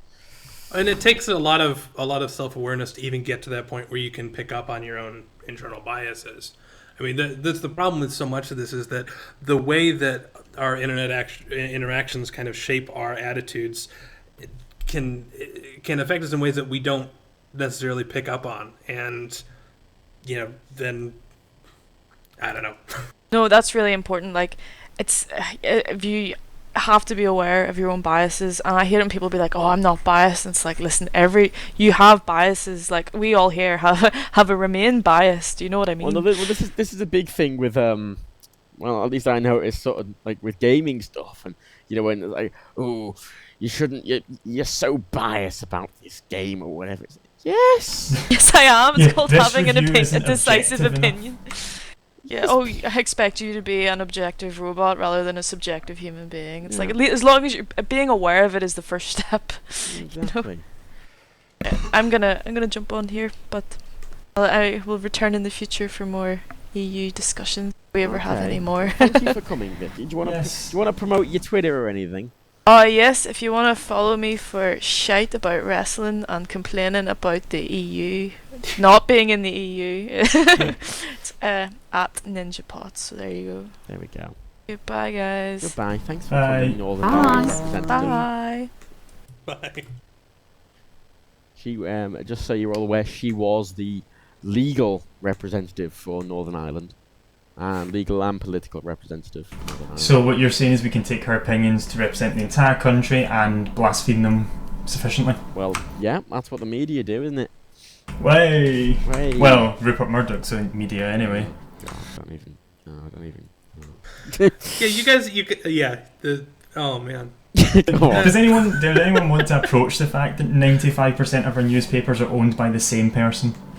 No. Yeah, I don't. I just want to point out, I don't think you guys can complain about Trump based on that alone. This is it now. Do we want to talk about the fact that the Electoral Commission has an entire page on its website dedicated to listing 20 years worth of crap that the UK press has printed about the EU that is just factually incorrect. They have on the media isn't always. Oh, don't be ridiculous, Claire. The media always tells the truth. It was printed in the paper. The media But is there to it's inform. not something that they have for other it's like, it was bloody impressive. I went and looked at it, and it was a very, very long list of, like John said, European bananas causing cancer, etc. European bananas don't cause cancer. The European bananas are because the European Union says they have to be straight. It's European coinage that causes cancer. What about the Duh. oranges? What John? about the gay bananas, John? I'm not sure there's ever been gay bananas. Don't assume, John. You can't do that. I think there was once a European mobile phone that would make you gay. Ah, right, yeah. Damn. I think that was a thing. They're warning that a certain type of EU mobile phone had a risk of making you gay.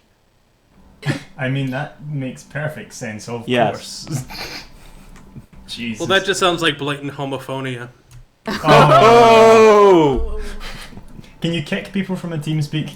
Yeah, you can. But I like Kevin too much. Go away. Hi guys, I think I'm back. I think I've got enough. Go up a little bit. Ooh. You're sort of there. I mean, you're sort of doing what, you're sort of on. I mean, you are England in the EU, as it currently stands, is the best metaphor I can think Oh, of. Lord. Oh boy, political. I'm just having a look at the chat now. I've sort of been paying light attention to the chat. How many I've people have we had a got chat. watching this? We've had about 500. That's not bad. We've actually had 500 for most of it somehow. Yeah, most of it. That's good. Apparently people enjoy our... Because it's not just shouting. I mean, are there any other topics, like specific topics you wish to approach about the whole situation? Well- Or... Honestly, it is just... It's the uncertainty, I think we should sort of approach what we think might happen. Because I think a lot of the arguments for remaining were like, oh, the EU do this for us, no, we'll lose this. And I think that really ignores the fact that we will realistically get replacements for a lot of these things. And it's not just, it's not like the EU is the only place to get them, but, the EU is a good place to get a lot of them, and it feels unnecessary to change a lot of these things. I think the thing people need to take into consideration most is the time frame we've got is roughly about 2 years from kind of 2 years. 2 years and 3 months, yep, from when they get the new PM in. So we've got that long. We'll probably still have a Tory government, so we have to sort of look at what we're losing from the EU and decide, would a Tory government implement the stuff that we want from that? Like, for example, the whole human rights thing that keeps getting brought up. The human rights bill, what would they do with that? Does anyone have any idea? I don't know. I mean, there's that excellent Patrick Stewart sketch at The Guardian. Yeah, I watched that today when you linked it. There was something really fascinating on Channel 3. I can't remember. There was something really weird and non sequitur. Yes, I remember it was. It was Channel 4 News just this evening. They were asking, I think it was the Northern Ireland Secretary, and they were challenging her, saying, how are you going to get immigration down? You say you're going to get immigration down, but, if you want to get to tens of thousands, non-EU immigration was already way higher than that, so how are you going to do it? And she replied, well, we're going to get rid of the Human Rights Act. It's like, wait, hang on, what? You're going to get immigration down hundreds of thousands by removing the human rights? I was literally scratching my head thinking, I don't understand how that follows. Is there some sort of terrifying implication there I've completely missed? It's probably something like, if you take out, I don't even know, because the thing is, if they're immigrating here, they're not a citizen for a long period of time, so surely they wouldn't apply to our human rights. Yeah, even if they were talking about deportation, but you're not going that's to the point of deport human hundreds of rights. thousands. That's the point of human rights. They apply to everybody.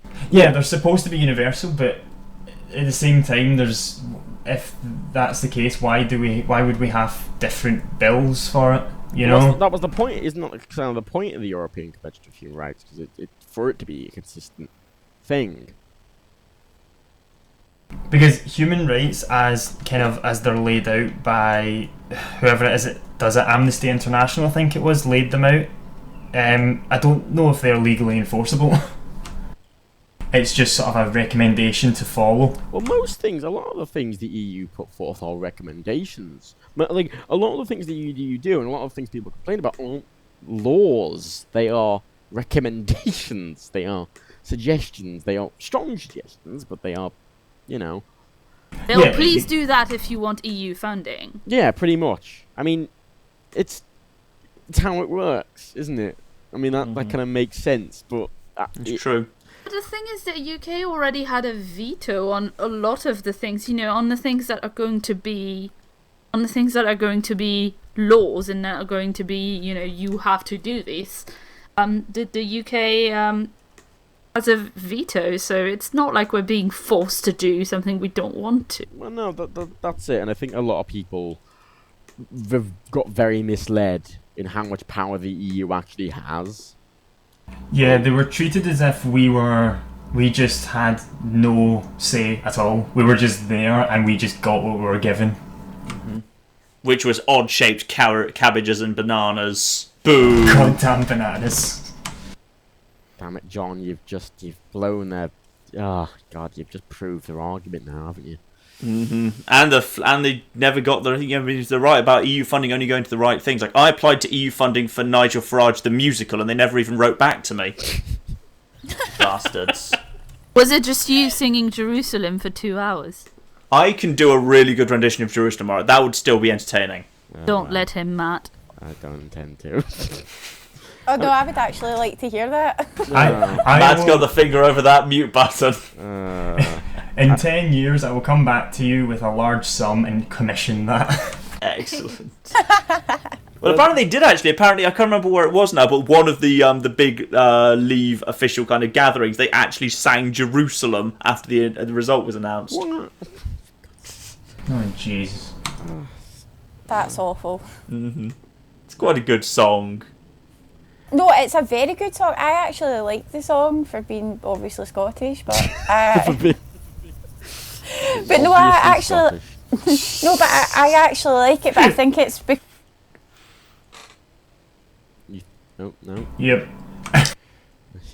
my family were all sort of involved in the armed forces, so Jerusalem's kind of one of those songs that was kind of ingrained to me from quite a young age.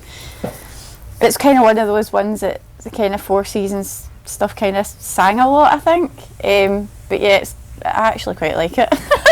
we should kind of change it slightly to kind of love bomb Scotland to try and stop India F2. Like, change the final line. We will build Jerusalem in England's green and pleasant land, and we'll also build another one in Scotland. That could work. You never know. It could actually work. On England-Scotland's pleasant border. That'd be a good final line. Then do the Welsh get angry? Like, on Jerusalem, on the tri-border of England, Wales, and Scots. There, that works fine. We just need to slightly redraw the boundaries so there is actually a point where you can have a city that's on Wales, Scotland, and England. We might need to give Liverpool to the Welsh and Manchester to the Scottish to make that happen. That could work. I'll take Manchester. Yeah. You take Manchester. I suppose if I have to. Oh, do we have to? The chat I've brought up a point as well that would be good to cover. The idea, the voting age.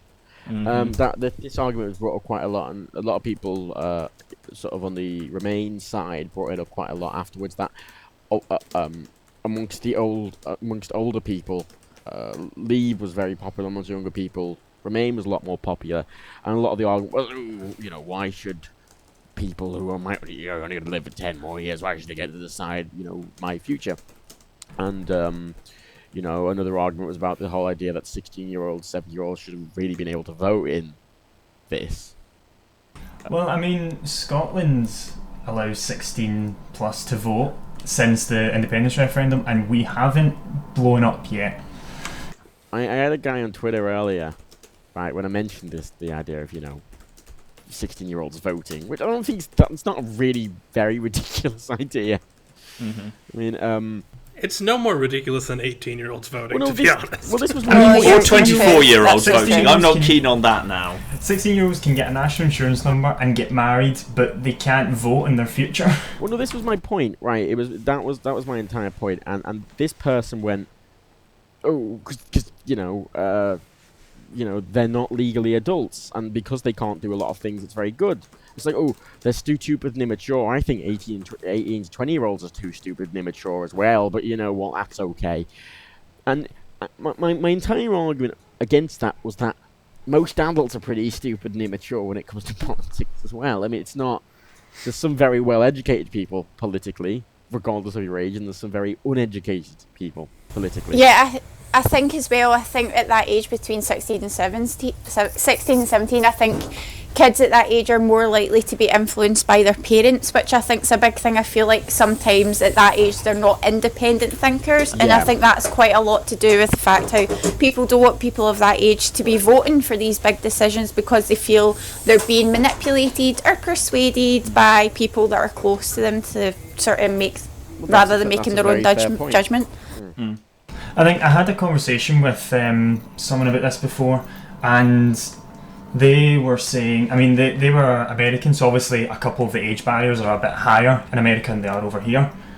But he was saying, well, where do we draw the line? Why can't then 14-year-olds vote? Why can't 12-year-olds vote? And I was thinking, well, that's not really a fair assessment. You can't define everything as a slippery slope. Like, oh, next we'll be letting toddlers vote. Like that's just unreasonable. We joke, but someone actually said that to me. Should my 2-year-old be allowed to vote? No, obviously. 16. It's sort of in the UK at least. It brings it in line with. I mean, people say, oh, but they're all arbitrarily defined barriers, and it's like, well, fair enough, but they are defined now. So we have all these different things that are at 16. So why not just bring it all down? I mean, people have spoken to a lot of 16-year-olds, and they're not all stupid. They're expected to know. They're expected to know what they want to do if they want to go to university, if they want an apprenticeship. They're expected to know all that, but they're not expected to be able to vote on the things that decide their jobs. This is one of the interesting things, because 16-year-olds can work legally, which means they pay tax and can pay tax legally. And I think if you're at an age where you are paying tax, you should really be able to vote and decide on, plenty of people over 18 who pay a lot of tax don't get representation in those elections. Me. Yeah, but that's it. Yeah, that's the problem. As a foreigner, you don't get representation, even though it affects you very heavily. I mean, that's also something that's part of my own personal political views, that I personally think it's rather absurd that I get a vote in the French presidential election because I have a passport that says French, even though I live here and I work here and I pay my taxes here, and if I voted in France for someone, and I do vote in France, so I think it's important to vote, but when I do vote in France, even though obviously I think I'm right and everybody else is wrong, I think it's kind of like, it's not on that I should get a vote that will affect, some people who are not me. Yeah, well, that's the same for my dad, for example. He currently kind of lives in Kazakhstan. He's lived there sort of for about 10 years now. He's moved about for jobs, but he's always had a house in Kazakhstan. But he's still a British citizen. He still has a British passport. He comes back to get it, and so he can actually still vote on all our affairs, even though he comes back to the UK for about 3-4 weeks in the entire year. so none of it affects him. But technically, he doesn't vote in it. But technically, he could still vote, while someone like you who lives here every day doesn't necessarily have the same powers. In a way, I wasn't feeling so upset about that as I would normally be in this particular case, because I am, I think it's important that UK citizens who reside within the EU get a vote on this thing, because it will really affect them. I really don't want Louise Mensch's opinion about it. She moved to the US, she lives there, she should be doing politics there. But, yeah, it's just, I get to choose where I vote for local elections. So as a UK resident, I'm allowed to vote in a number of local elections. But, for instance, for European elections, I have to declare whether I vote in the UK or whether I vote in France, so that I don't get a double vote, which I'm completely in favour of.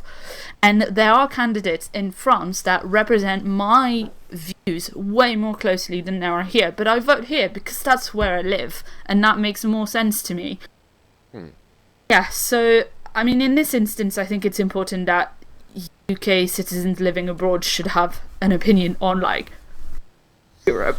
But Well, I mean, there's two arguments to that, because on one hand, yes, it affects your life significantly. You are paying tax, you're here, you're living here, you contribute as much to the country as anyone born here.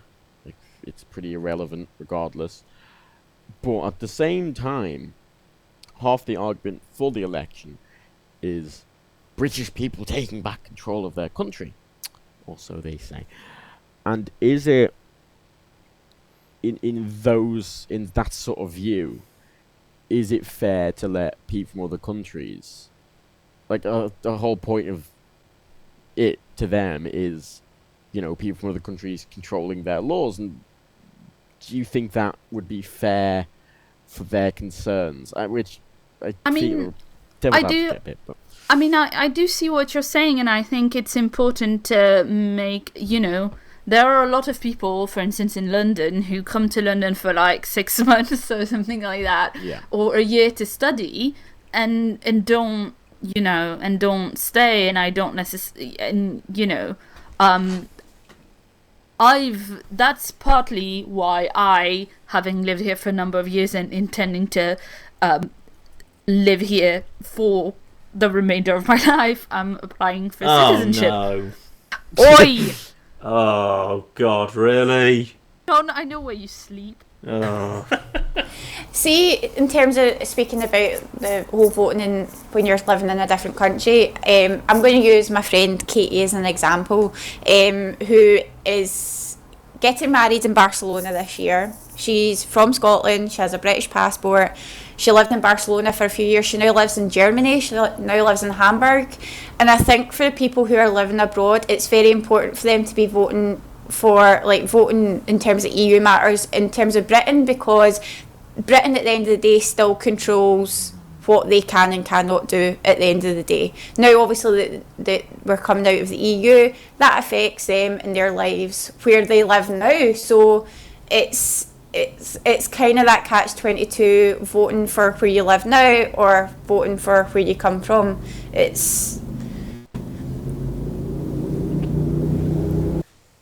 Yeah, I get what you mean. That because when you're living in a country, you have to abide by their laws, obviously, and you have to pay tax towards them and stuff. But if you have if say, for example, the countries have a falling out, then if there's strict border control put up on your country, that will affect you, even if you've not lived there. If you're still classed as a citizen for them, that will cause problems for you. And so, even though you're not living in the country directly, should you have sort of a vote on the country, even if you live somewhere else, because it could still affect you in the long run. Well, and also just how many people are there that didn't go through the process of trying to get citizenship just because there was the expectation of EU membership? And if EU membership is something that can just be sort of tossed away, what does that say about the open border policies about other for other EU member states, or is it just a Britain is being Britain type of thing? Well, I I've always had open border policy between the UK and the rest of the EU. There was always border control between the UK and, say, France, which is a trip that I do fairly regularly. It's free movement of people, but we do control people's passports. Like, we have a border police. No, but like some of the ways that it's been discussed within this referendum have been very, very, very all or nothing, and people quite glibly ignore the way that things actually function, and then you end up with a situation where we totally don't know what's going to happen because there's no actual plan apart from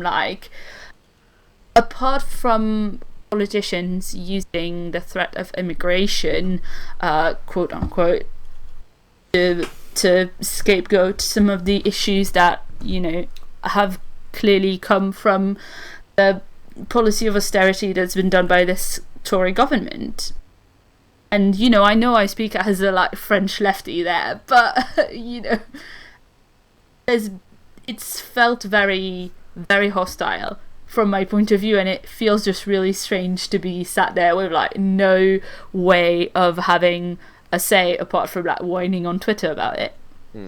I suppose it does come back to the idea of people want someone to blame, and people don't want to blame themselves, so they have to find someone else to blame, and so but at also the moment a lot the of hot topic does seem a lot to of be... the time individual people are not to blame. That's also a really important part of it, is that a lot of the people who are feeling very disenfranchised have every reason to feel that way, because they have really suffered.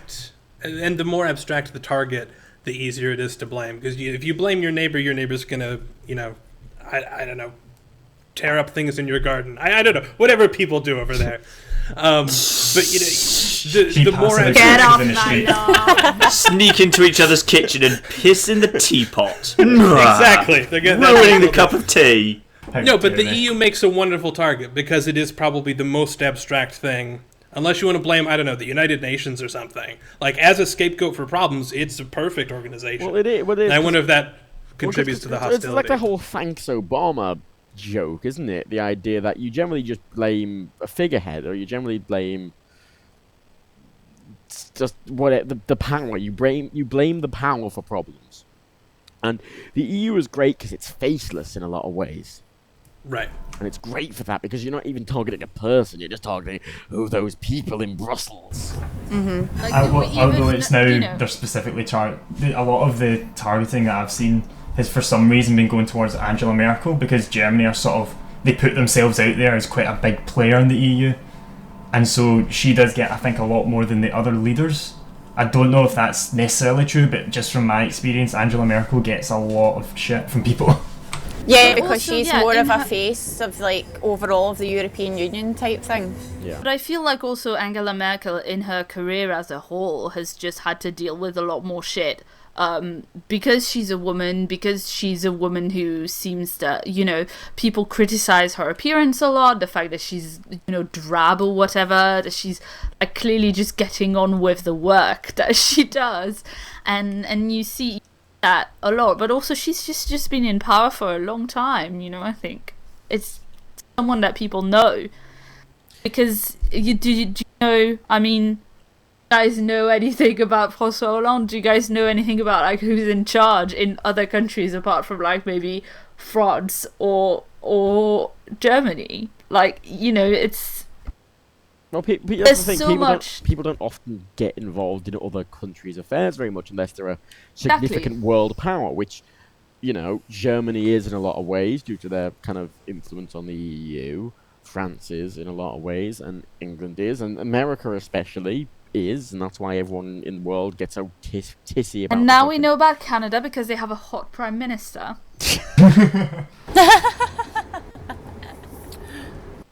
John, you're competing with the Canadian Prime Minister. Dear, oh dear. Oh dear, indeed. But we like Canada. No, like a lot of people say I that. think we all like Canada. Well, we need to because we're going to be moving to Canada in Well, you 2 know, years. the thing is though, people make those jokes about moving after like most political decisions they disagree with, but I think this political decision is so significant, and it's so permanent, and it's going to change so many things for a lot of people that I think a lot of people legitimately might. Also, Yeah. guys, apart from within the EU, it's pretty hard to move to another country because they don't really just like want anyone. Oh no. Yeah, Yeah, exactly. You need to have Even it lined even up. coming from the U.S., I'm looking at you guys. And what the heck are you doing? You're giving away what? Do you have any idea how hard it is to go anywhere? Well, that's the thing. Like, I had a friend who wanted to go and work out in America, and just the amount of procedures he had to go through to not even have a get. Because the thing is, a lot of people wouldn't actually interview him until he got his until he was allowed to work. It was the green card or whatever. I'm not entirely sure. But Yeah, you can't get here to work, and this is true kind of for anywhere. You can't go somewhere until you have the job lined up, but you can't get the job because you don't have the citizenship or the work visa lined up. And so he was sort of in this situation where he physically couldn't do it unless he went through a transfer program in his university to get transferred to a university in America so that he could be a student there, in which case he could then get a job. But he ended up just not bothering going through with it because it was just so much hassle. I saw that's a kind of the really point, interesting isn't it? article recently about all the Americans that are talking about moving to Canada if Trump gets elected, and it was basically running down like what the criteria is to actually move to Canada as a skilled worker, and it was very much like, you know what, the only people who would be able to move to Canada if Trump was elected would be the people who are already in a social class or social strata, I guess, that wouldn't suffer as much. The people who will be most affected and most people who would suffer most from that administration would not be able to make that move. And it's very much how it feels like, because it's like, well, if we get rid of the free movement of its goods and people, it's just going to be, we're going to remember how difficult and dreadful it is to try to move abroad. It is, and I'm in quite a lucky position, having dual citizenship in Ireland and England, because obviously Ireland and England have that weird kind of agreement where they'll just let people freely move amongst them anyway. Not even as a part of Europe. It's some weird other agreement, and even then, I'm still going to have access to all the EU, I'm still going to have free movement, I'm still get to live in the UK just fine. And I'm quite lucky to be in that position, but most people aren't. And they can't just pick up and move somewhere else. And even then, it's people make it sound like picking up and moving somewhere else is a very simple procedure, even if you're legally allowed to move to fucking Germany. It's not... I mean, yeah. You have to, like, get to a place and then not know anybody. And then, like, pick up new friends. And then you get saddled with a John, which... Well, me and you actually genuinely, like, very, very briefly touched on this, like, today, after the results came in, where we kind of said, like, give it a couple of years to settle down and see what goes on. But if everything goes to hell over the next couple of years, and Scotland goes, and Northern Ireland goes, and Europe won't play ball, and the UK, or what's left of it, is a vastly smaller, weaker country that has changed to be not the country I like, then we would potentially consider moving, and other countries in the Anglosphere, whether that be Ireland or Scotland or Canada, we'd look into what we can do. And I would suspect, as someone who's self-employed and therefore, works for myself, so therefore I wouldn't need to be going and taking someone else's job wherever else I went, I guess it would be a little bit easier to move around if you're not working for someone else? It depends. It very much depends. If you are self-employed and you have a large business, then yes, it is incredibly easy. It's $1 million in the US, isn't it? You have to be bringing $1 million over. It's something like that. Actually, I did at one point look... Subscribers? Yeah, Oh, that'd be easy, wouldn't it? Just 1 million subscribers. Bring him over. What were you looking at, Kevin, then? No, at one point I was looking at what the ways for UK citizenship were, and yeah, basically you're looking at It was something like £1.5 million, pounds, in like charitable donations from your business. Oh, very And then British. well, exactly. But obviously, without the EU benefits, I'm guessing that number will have to come down a little bit. Maybe we'll see. Well, this is the interesting thing, because a lot of the argument of sort of the Leave side is, we don't have to pay 350 million. Not 350 million, it's more like 190 million. But, I mean, they did lie. They did admit they lied about the figure. But, even then, the thing is, the amount of stuff that you get back and the amount of stuff you're going to have to replace, you probably don't get that much money free back anyway after the fact. So, it's not going to change anything economically there just by saving that pittance, because it's pittance in a country scale of money. It's very little. It's like 1% or something of the. I mean, when your country is like about £1.2 trillion in debt, you sort of wonder how they look at 350 million as a lot of money. Yeah. Yeah, and I also saw something. I saw some figures detailing how much of their total amount of capital different countries are spending within the EU, and it was something like there were only 2 other countries in the EU that were spending less of their total GDP on the Union than the UK. We're not chucking money at it. Yeah, I think. Well, this is the thing. This is why this sort of that figure got so popular as well. In that it's a very, you appeal to the fact that most people don't understand, like, country scale economics. Even I at think basically. Every time you quote any figure regarding the EU, probably the good thing to do would be to have to also quote how much we're giving in tax breaks to the biggest companies, or how much we're spending on our nuclear budget. Yeah, well, yeah, that's it, isn't it? Oh, nobody likes to talk about the nuclear budget that's for the nuclear budget. It's very funny when you're trying to have a conversation about that. Actually, that was something that I was sort of curious about when the Scottish referendum was going around. Do you just split the nukes? Like, how does that work? Well, it is weird because We get them out the night before just in case the Scots decide they're going to keep them, because that would be dangerous. Well, that's the thing, is that we have all of the nukes, but they technically belong to the UK Parliament. So it depends on how much money of ours has been invested in it and how we would decide to split it. Because the thing is, most of the oil that we have is in Scottish territory. So how would that be split as well? It's kind of... And it's all our... Exactly. So it would be one of these things that nobody really wanted to talk about, because nobody actually knew how you would work that out, like kind of assets and the splitting of assets.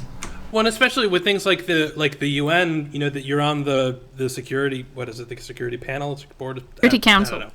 Yes, there we go, the Security Council. Do you now get 2 seats? Like, how does any of this work? So much international stuff is based on this idea of there are certain countries that are just going to be there for time immemorial, and that's not necessarily true anymore. I mean, some people in the chat are saying, sort of a guy the EU wants to create, a what was their specific wording? Like a federal government, and the EU wants to make their own army, and making it sound like the EU is going to be this like America, this just. What about that boat Oi. that we had in timeshare with the French? What? Didn't we have a military vessel that was shared between the UK and the French at some point, or something like that? Oh, probably, yeah. There have been British-French kind of cooperations. I'm not sure whether timeshare is the right way to You'd probably upset the Navy if you called it a timeshare. Right, I'll take the boat for the I'm summer, so sad and you I can have it upset- for the winter. Okay, I need it Tuesday and Wednesday because we have got a war in Libya, but you can have We it sat Thursday through and Friday the for the war in presentation this Syria, entire alright? weekend. Okay, but don't you dent it in Libya. Wait, but I've already booked it out for the Sunday. Well, that's not really going to work. It's a bank holiday. If you get it dirty in Libya, you've got to wash it before you hand it back, because it needs to be gleaming one for the Syria war. Oh God. And this might be like it. Oh, sorry, on you go. Parents fighting over a child. We didn't hear a word. No, I was of that. just You saying it's broke like off. two parents fighting over a child. Two parents Yeah. fighting over a child. Yeah. Can you? Yeah, You- two you're cutting parents out a fighting bit, over a but yeah. child. But I was just thinking like this might be not relevant at all, but I feel like there might be something to do with it, that the UK, obviously we had the Empire, we have English is a pretty dominant language in a lot of ways, a lot thanks to It's the America world as well. language. Yeah, like there are like 5 business languages I think, but English is the one that's generally used at big sort of meetings. It's not even just as a business language. It's you know it's what's used internationally to communicate amongst air traffic Yeah. control. And So do you think Yeah, that? sorry, do you think friends. that? Do you think Yeah, that the maybe unfortunately has- named lingua franca being English, not French. Screw you, France. Do you think that maybe has some effect on why maybe Britain feels they should have more power in certain things? Do you think that has a wee bit of a kind of you think they have? we communicate Well, our you know, they language, did we also use our- used to own the world, so Yeah, well, Do you mean you feel that like the like? yeah, that it's in kind the- of like a in the sense of feeling they have entitlement right? almost. Like we gave you this, we use our language, so we should be sort of leading. Well, maybe the maybe operation. not directly. Not but specifically language, there's- but kind of one of the factors. There's probably some subconscious kind of attitudes regarding stuff like that. Because if it's the whole sort of attitude of if people come here, they have to speak English, but if we go on holiday, they have to speak English. Well, I mean, there's that a lot of that. There's a lot of that attitude in the United States as well. You know, in that. Yeah, and I think a lot of it is just that there is this, just like not. There's not an expectation that you'd have to necessarily make an effort, you know? And I think it's interesting to contrast there with the French attitude, which is very much like, you know, because we know that we do not have a global lingua franca anymore, we are going to cling to what we've got, and we're going to have this like moral high ground of higher culture, and it manifests in a lot of nasty stuff about, you know, oh well, that's just American and that means it's bad, or, you know, like the number of times that I go home and I hear about like the dreadful English food. I'm like, this is actually like not the 70s. There's actually like plenty of amazing stuff. Yeah. We stole food from all over the world, so we're fine now. oh, so that's what it is. Is you get all of the food out of the EU, and as soon as you got, what was like the last thing you got? Well, got, like, officially, the last Britain's, vineyard, and then you're good. Britain's national dish is the tikka masala, so we have just Yes, straight up exactly. gone and stolen someone else's national dish. Just this is ours now. Although I would like to point out the Scottish national dish is haggis. So we I are mean, we are that's claiming the that one. most stereotypical. Aye, but our No, national but national haggis is the animal is worst unicorn. thing ever. Haggis is Then you horrible. wrap it in a It's kilt and you put it in the disgusting. oven It's for an really hour. terrible. Yeah, our national animal is a There's- unicorn, so There's you a know we win. McDonald's advert in Ireland, and they made like a burger called the McMore, and the entire advert is just them making this ridiculously Irish thing and putting it in a box with a woolen blanket in a field full of sheep, and fucking Garrick Doomsdance playing, and it's like that. That's what that sounds like, you know. And they put a bunch of Irish. River dances. I put a bunch of. It's like one of my favorite adverts ever, just because of how like ridiculously Irish it is. I do hope they sell haggis burgers in McDonald's Scotland. I don't think they No. sell McDonald's, but those are a thing, and they do sell Iron Brew in McDonald's in Scotland. Well, That is true, they do. You know, I'd be surprised if they didn't sell. You know how we were just talking about... Sorry. Go on. Do you want me to speak or do you want to Yeah, speak? go speak. No, it's just when we were talking about British. Just when we were talking about British food, that last week something, oh no, I think it might be last month, Casey Neistat had to make an apology on one of his videos because he offended British people for saying that he didn't like British food. What? Yeah, he'd gone to Heathrow Airport and he was in the BA lounge and he says basically about all this rubbish British food or something, and he got so much hate that it was like the next day or when he got back to New York, he had to apologise and say that he didn't mean to offend the British people for saying that their food was rubbish. You know, Airport food. That's a weird hill to die on, to say how dare he insult airport food. But still, you leave Heathrow and you fly into anywhere in New York and you're going to complain? Like, Heathrow is amazing. Heathrow is just this amazing, wonderful, remarkable place. And you're flying back to New York. That's, no.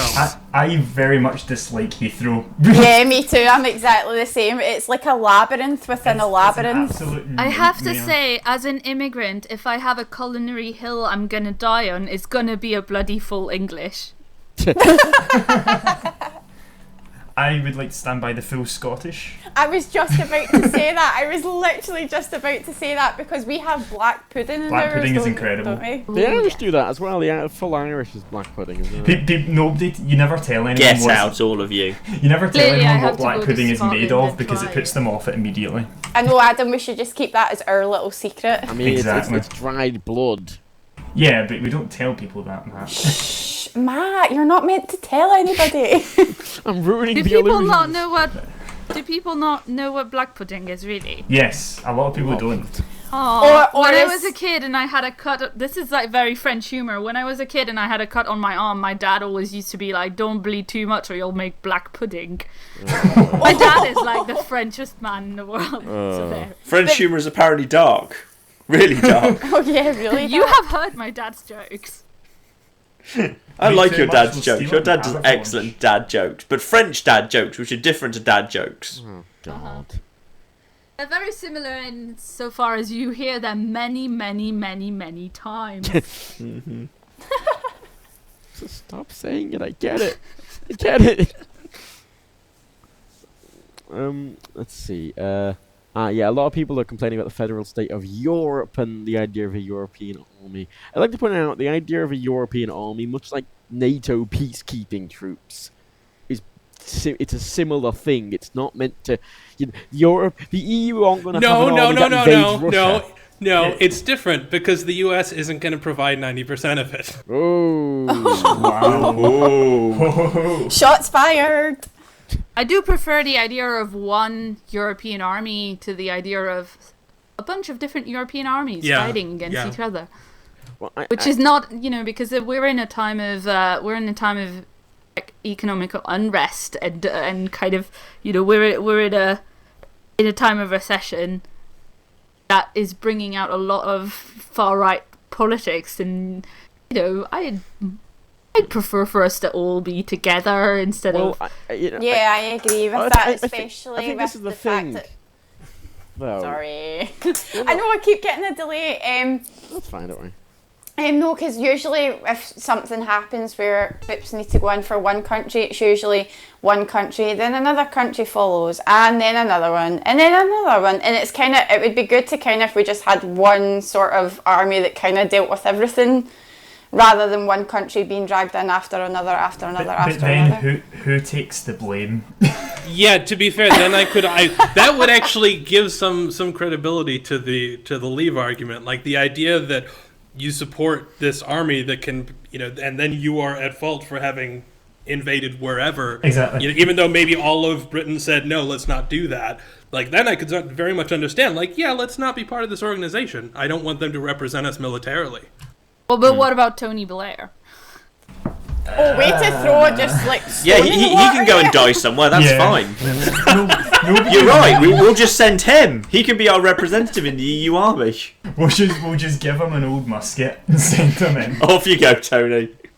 Good luck to you. Just In all fairness, like the EU army, I quite like as an idea because it strikes me as an army that's never going to get itself into too much trouble. Because even if, for some reason, the EU army gets really, really het up, like if it gets up one morning, it's feeling really fighty. So we're going to go invade somewhere. Where are we going to invade? All right, well we could go east. That's Russia. Okay, you're right. We probably shouldn't. Okay, what else could we go to the Middle East? No, let's not go to the Middle East. That doesn't end well. How about Africa? No, there's quite a bit of ISIS there too. Okay, we could go west. That's just ocean. Then America. Okay, we probably can't invade that. How about north? That's Greenland. Do you really want to invade No. And we've got nothing to invade, do we? No. We've got nothing to invade. We'll probably just invade Iraq again.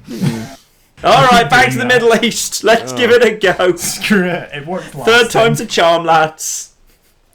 So that's the thing, but that's the reason for the Middle East. It's just we've run out of other places. Exactly. When you have nowhere else to invade, just invade Iraq. But this is the thing, though. Like, there seems to be this negative connotation in a lot of the people in sort of, like, I heard from the Leave argument about, just saying, oh, they're doing this thing, and a lot of my kind of reaction to that is just, and like the idea of the EU trying to be more unified is like, oh, they want a central government. It's like, yes, and well, it's like when people use lefty as an insult. You're a lefty. Yeah. Yes, I am. You're right. I don't like the idea of being a more unified world appeals to me quite a lot.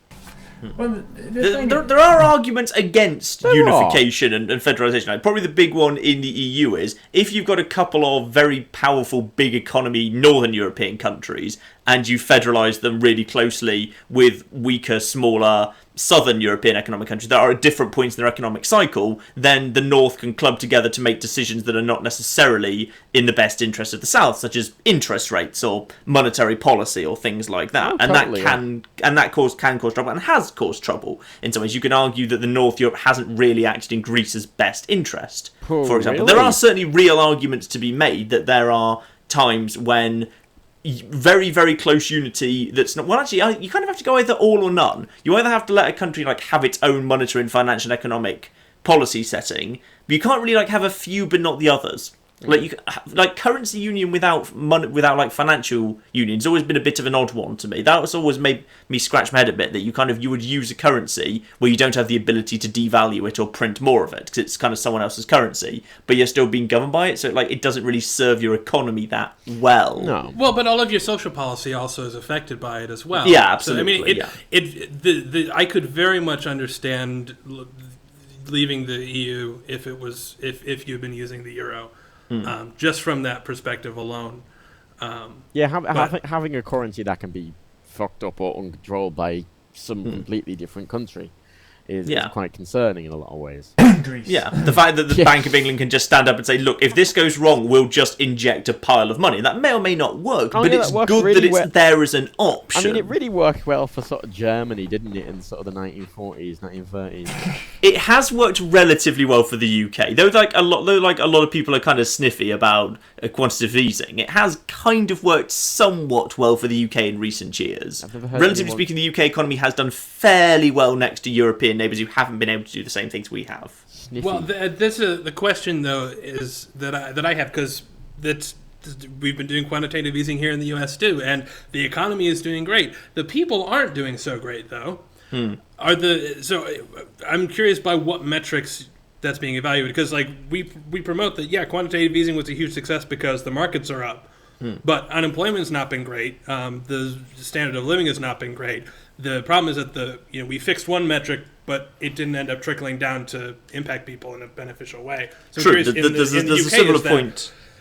Yeah, there's a similar point in the UK, which is people say, okay, the GDP looks fine and unemployment's okay, but it's a wageless recovery. People aren't being paid more, and that's causing problems for the amount of money circulating in the economy. But if you compare our situation in terms of the unemployment rate to unemployment rate in other European countries, the UK looks very, very strong, just in terms of the number of people out of work, especially next to Southern Europe. Okay, yeah, I mean that's certainly a better metric than something like GDP or a stock index. I mean, even regardless of all that. Sorry, people are commenting that the U.S. economy is doing great, and it's not true. It is true. The numbers are up. I mean, I agree with you that there are problems. There are huge problems, and that it's not helping out the majority of people. But by the metrics that economists have decided mean the country is doing well, we're doing well. It's just nobody seems to benefit from it, which is the unfortunate thing about policy. Well, some people benefit, it's just not us. Yeah, it's kind of the idea of the total wealth of the country is fantastic. Problem is, only a few people own most of it. And I think that's sort of it depends on what angle you take it from and what your personal invested interests are. Because of course, if you are one of the higher up people, you're not going to be as invested in making sure that someone from a suburb is getting paid a reasonable wage to live. there are indirect benefits to an economy that looks good on paper that people generally don't think about. Like an economy where unemployment is fairly low and at least people are making money even if wages aren't spectacular.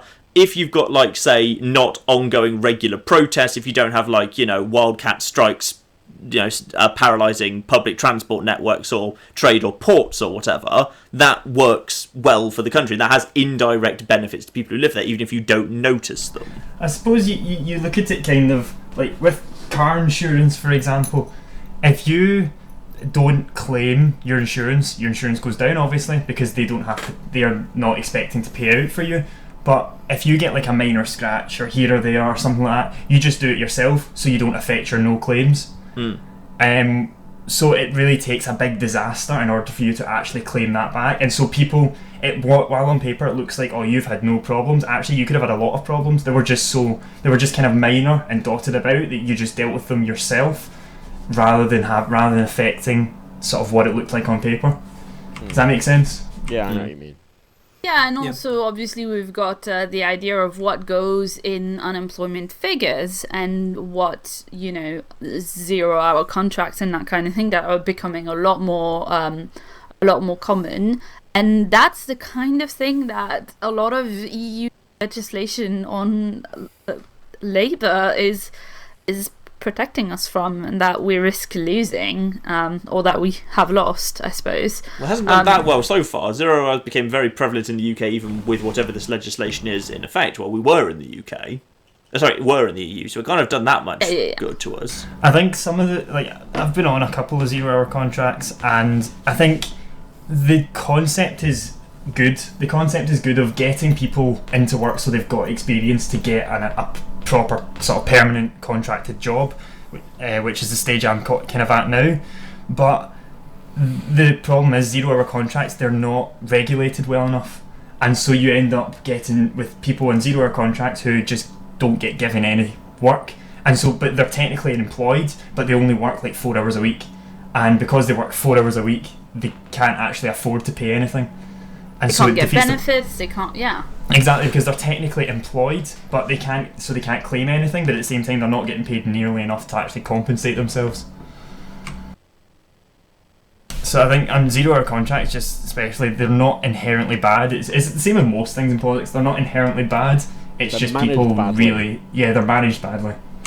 That's mostly the problem, and this is the problem I have with Brexit generally as a whole, because a lot of people are blaming mismanagement of the UK government on the EU. They're blaming a lot of the problems that the UK government's caused on the EU, as opposed to, because inherently the EU, right? It's a bureaucratic mess, but I think politics in general is a bureaucratic mess. It's not inherent to the EU.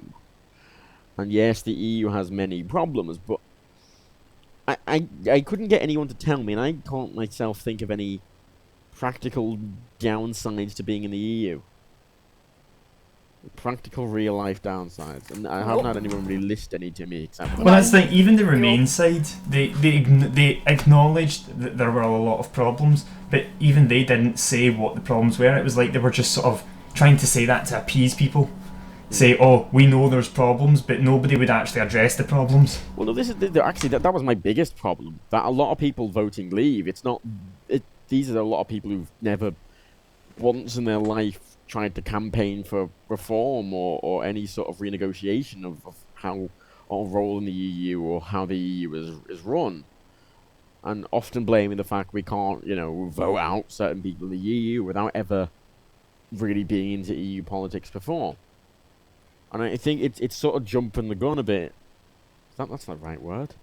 Is that the right word? Yeah, that's fine. Yeah, that's idiomatically sound. Jumping the gun, Ooh.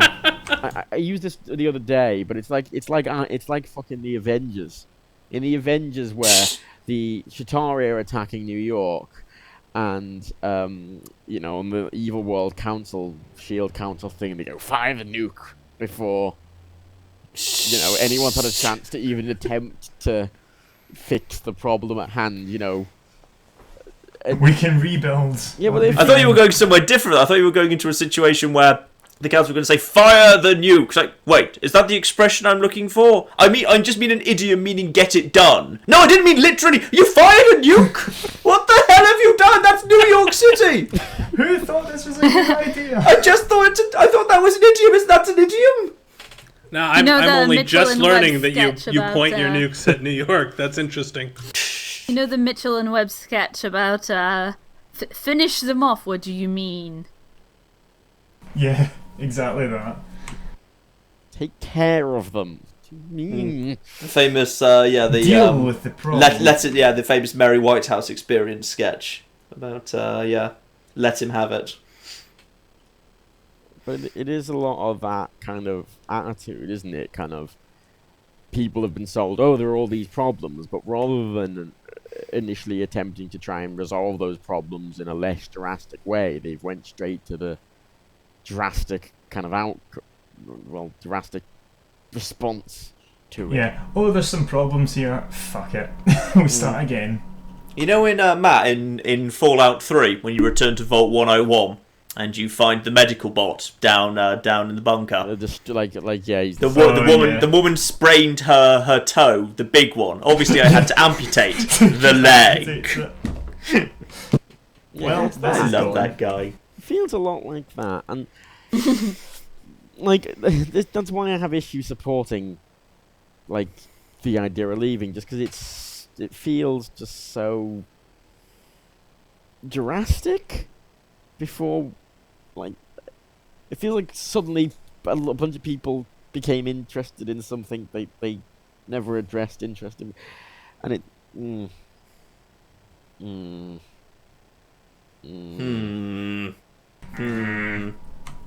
And let's see. Just gonna read the chat here. Fucking deal with it and help us out instead of whining.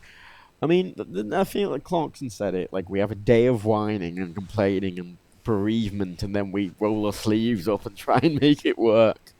God, the day that Clarkson says something that actually exactly we can go what I was going to that's say. a smart thing to say. Yeah. You know, a lot of people said fuck the EU and blah blah, and you know, this failed thing for our shit, the failed United European Union. Why? How is it failing? They are making inroads toward like a good peaceful relationship that economically works and is stabilizing other countries. It's a slow process. It has got a little bumps in it, but you know, I saw Independence Day Resurgence today. And at the start of the film, it's like, it's been 20 years since this area. Were you just a glutton for punishment today? What's going on? What? The original Independence Day is a classic. Shut up. And the new one is shit. But Oh, is it? I've not seen it yet. it's kind of just, No, me neither. it's a bit too silly. But, What did they call it again? Independence Day Revengeance, was it? Resurgence. It should have been Revengeance. That would have been good. Independence No, Day I felt like the Revengeance. original Independence Day had some like beautiful moments of silliness, and it still works really well as a film. Well, yeah, but this isn't moments of silliness. This is entire scenarios that are a bit too silly. But regardless, at the start of it, it's like, it's been 20 years since this. You know, we, as a planet, have unified and worked together and set aside our differences, become this peaceful, prosperous planet. And, you know, it pans across the UK flag, and I went, oh, God. You know, just like, it came out, like, yesterday, and it's like, we're unified together, and it goes across the UK flag. It's like, oh, for God's sake. What does that mean? What, we were unified? In Independence world. Day Resurgence, did UK take over the world? Yes. Did we? Yeah, we took over the world. I mean, Yes! it is in fact a We're number documentary. one! We're number one! Screw it, America! Suck it! Like the big massive heels that we are. There we go. It's been a while since a wrestling reference. I just had to do it, Adam. I just had to do it. It's been too long. God. And then just when we've taken over the world, then suddenly Australia comes into the ring behind us and sucker punches them. And Australia takes the belt. Nowhere. Cashes in the money in the bank. There it is. Suddenly Australia just owns the world, sucker punching Britain. I gotta say, I love this in the comments. Just the UK and the US can now be totes BFFs and go shopping for walls together. Yeah. That's brilliant. You can go shopping to Well, 'cause it IKEA. is Get a bulk discount. And you know, I'm actually quite curious what's going to happen long term, because I'm wondering. Obviously, this is kind of more extreme. Well, no, not that extreme, but kind of radical right-wing politics that's got a lot of traction in the US and UK now. UKIP have gotten a huge amount of traction in the past 4 years, and obviously Donald Trump. And I'm curious what's going to happen in the long term, because I imagine it's going to get to a point where in 10 years' time people are going to go, oh wait, no, they were a bad idea. Yeah, Well, it's the same. The pendulum will always swing, won't it? Like, Yeah. eventually, even if it goes well, even if it makes Britain really prosperous, and it might do. I think it's unlikely, but on occasion, right-wing governments do deliver economic prosperity. Even if Britain does really well out of it, eventually people get bored, and the governments get corrupt, and they start looking tired. And even after decades, years and years and decades of what many people in Britain considered the excellent period under Thatcher, whether you agree with that or not, many people liked her. The Conservatives got corrupt and tired and worn out, and eventually just fizzled out, and something new came in, and the pendulum will swing back and forth. John, I need to address a point you made there. You said politicians become corrupt. I need to understand.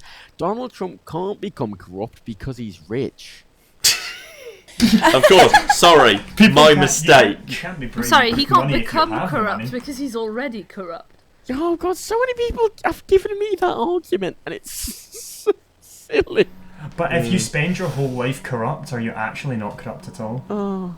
This might unfortunately just be a period of medicine the UK needs to go through, which is we need to go through a big right-wing, actively hostile, let's build some walls period, just to demonstrate to people, even if you do, it doesn't magically make your lives become better. Your lives will probably still be just as shit as they were before, just to demonstrate to you it doesn't help. It's going to get way Nothing helps, worse we're all before going it to gets die one better. day. Well, I mean, but this is the thing, That's though. the Like, lesson. I agree with you that it might need to just have this little tiff, but the problem is leaving the EU is not a little tiff. That's like, it's the difference between running away from home for a couple of weeks and murdering your parents. Oh, John. Oh God. Oh, John. Yes. You alright? Yeah, I think I'm just need to deactivate and reactivate TeamSpeak. You're sounding a robot, and I think it's my end. Oh. Good job. No, we all have packet loss. That's good. This is my TeamSpeak server having a little fit. Well, went so well. 3 hours. It went so There we go. Oh, there we go. Sorted. Yeah, Set. Now, as I was saying in Okay. defence of fascism, Oh God.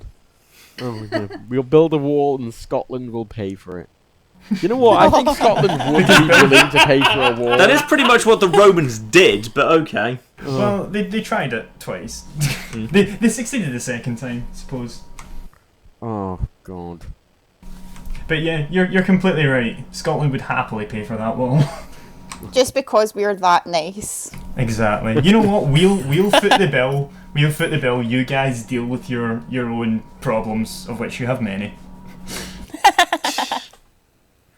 I'm sort of looking at chat and people are kind of shouting insults at each other. I mean, the thing is, if you disagree, That's not okay. No, it's oh, not. I hate that. it's not even insults. People have literally went Terminator. But it's the idea of someone saying you're objectively an idiot, and the problem it doesn't feed the discussion. It just feeds hostility, and it makes the hostility worse between the opposing sides of the argument, and then it just muddies the water, and then makes it less about the issues and more about name calling, which is what it's become. Yeah. This but- I mean, You guys anyone- invented parliamentary procedure. You can have polite debates. Well, No, have you anyone- never NC seen Parliament. the UK I was just gonna say, anyone that's watched. No. I'm 5 not saying you practice it. I'm not saying you practice. I'm just saying you invented it in the first place. So And it's full of all these hilariously wonderful compromises, like because you can't clap, we've come up with this strange braying noise to indicate approval or dissent. Yeah. Where if someone says something you agree with, you have to go woo. What parliament was it where someone literally got punched in the face because they disagreed with someone? That's probably the That happens Scottish on a lot Parliament. of parliaments. It was an EU country, but it wasn't that long ago. It was a couple of months ago, and someone literally just walked up to a guy and punched him right in the face because he didn't agree with him. I can't remember for the life of me what country it was. Probably Greece, given they do currently have both communists and fascists in their government. What a good country, Greece. Yeah, Stable. we all love Greece. They've got nice food, something. Good stable Apparently country. it was Turkey. Yeah, that's it. Which- I Which just was actually a googled big Parliament punch up and it came up with that. Yeah. Fine. I knew it was an EU country. I knew it was like somewhere like in the EU or somewhere, and yeah, it was like. Oh a Christ! huge Don't say Turkey's brawl. in the EU. Don't say Turkey's in Farage the will EU. hear you. He'll come. Oh yeah. I found Oh. another one in Ukraine. No, I can believe that too. Yeah. Someone's asked- Greece is in the even best position because many countries, when they're like the pendulum swings, it goes one way or the other. Greece, half the country thinks neo-Nazis will solve their problem, and the other half thinks communists will solve their problem. So they just fill up their government buildings with half communists and half neo-Nazis, and it just doesn't end well. Seize the think means that's- of production. I think that's maybe what Britain needs. I think Britain needs where Parliament is literally just allowed to have one brawl a year, where everybody can just What, go you for want- each other. Wait, now you're just batter inventing the fuck out purge. each Wait, other. you want- I don't know the about purge. this. You're doing Corbyn the doesn't look purge like a movie. fighter to me. Yeah, Oh, I he- bet He he's a, looks like he'd be well scrappy. yeah, like he'll The be Hunger one of Games, those. but for politicians. He'll be like a closet good fighter. He'll be like tiny Steve Rogers just fighting everyone. I can see Theresa May being secretly dangerous. She'd like take off her heels and beat you up with him. Oh, that's awful. Yeah, actually, I don't want to do this because I really feel like Labour's not like. It feels like Tom Watson. I don't feel like he's good enough scrap either, to be honest. I just want to see Mary Black punch people. I really Yes. suspect Boris Johnson has a really good, just straight punch on him. I suspect he can throw a good punch. He's not a good. He might not be the best fighter, but I suspect he can just throw a good forward punch.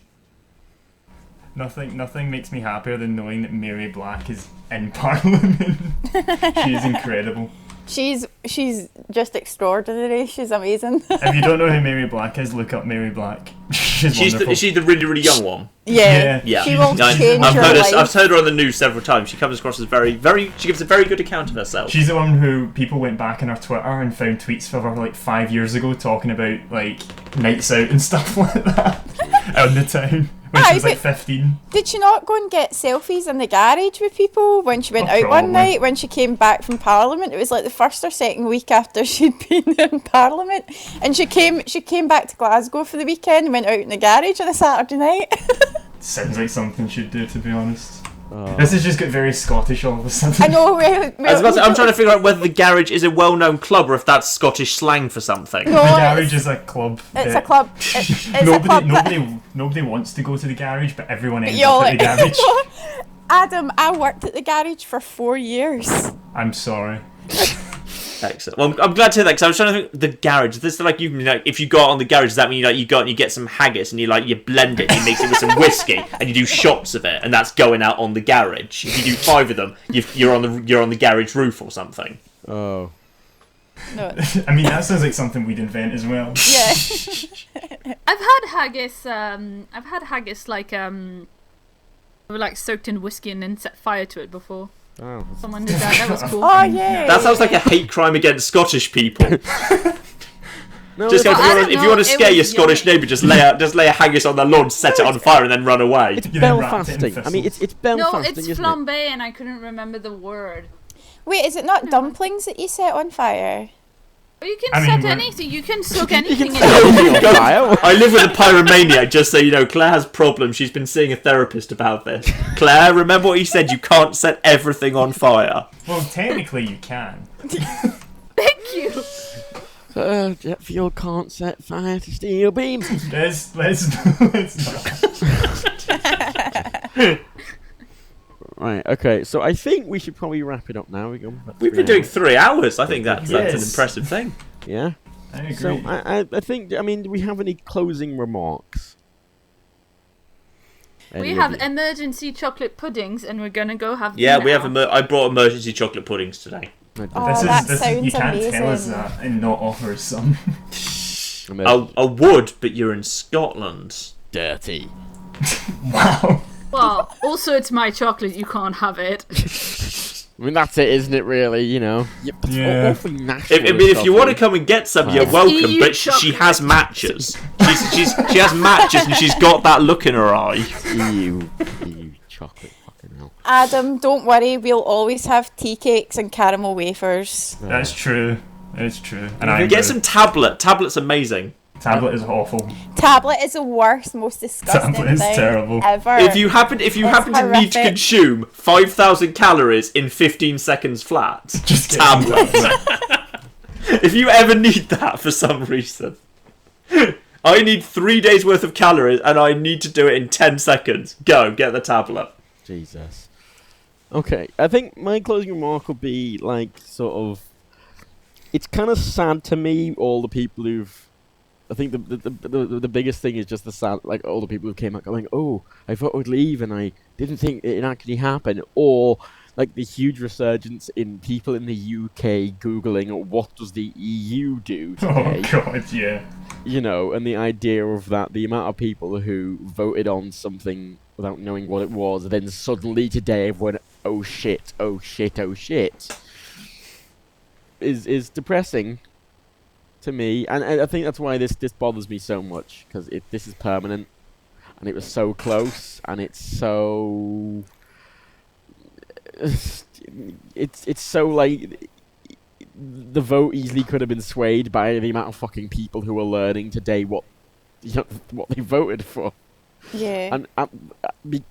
and that feels wrong to me. Like I don't feel like I'm not doing this to forward I'm not saying this, to forward my own sort of kind of cause or ideals or anything like that. But it even if it was the other way around, even if it was sort of 49% leave to 51% remain, I still feel that that's just,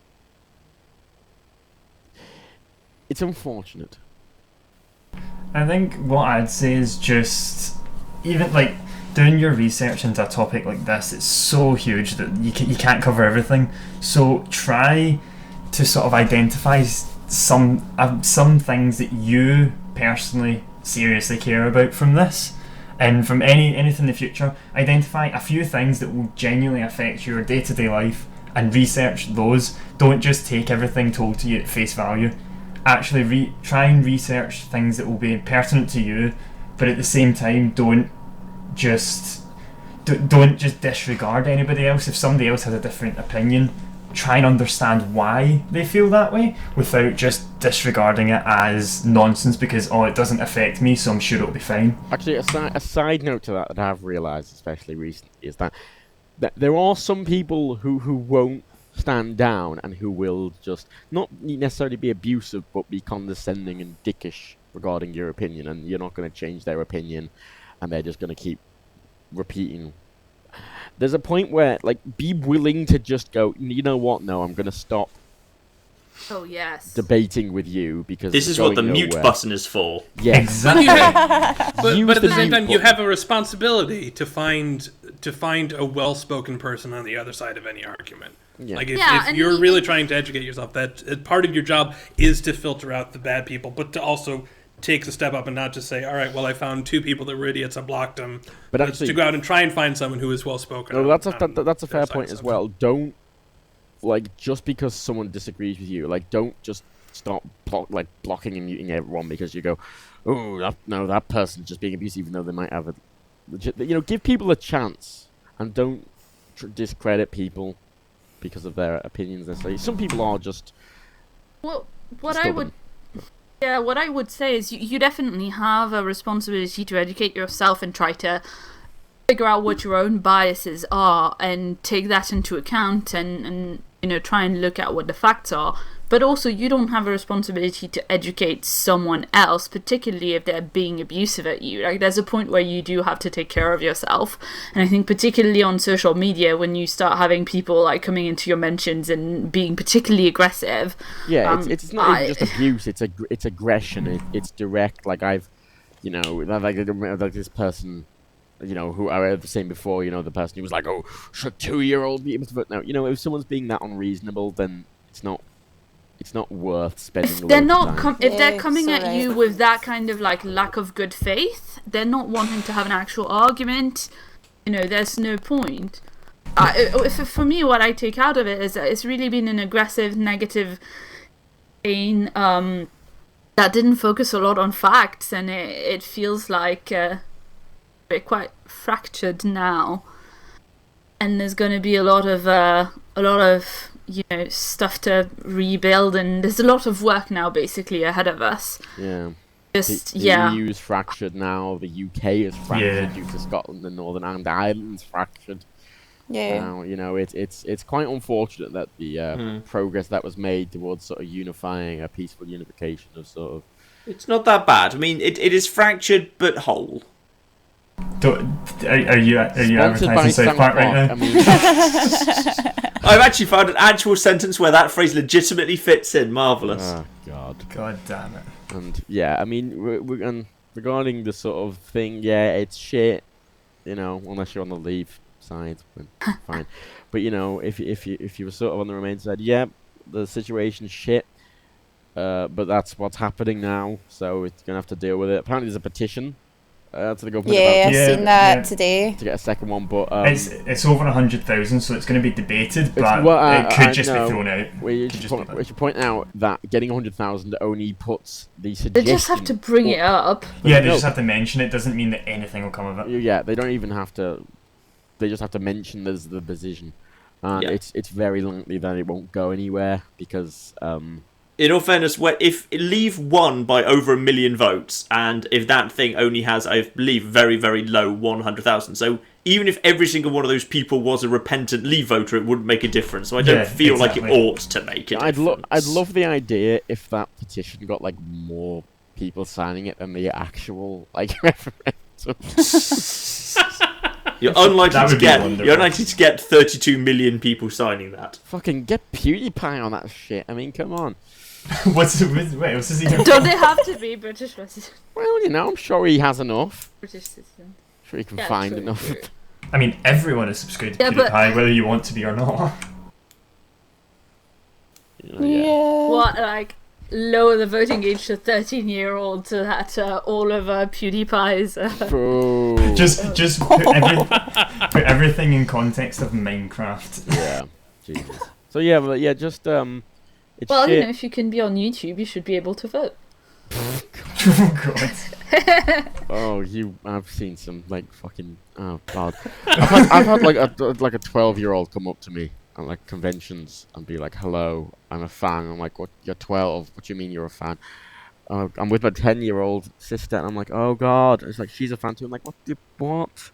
Stop it! Go!" My favourite was when you banned that really young kid from the Minecraft servers and he wrote to you pretending to be his own parents. Yeah, that was ridiculous. Signed mum. Oh, that is amazing. I mean, Oh, that is beautiful. it was That was good ridiculous. stuff. But yeah, just this we're gonna have to deal with this. I mean, sign the petition if you want to. It's not gonna do anything, but there's no harm in. No, signing you're it. right. There's not going to be a second referendum in terms of the EU.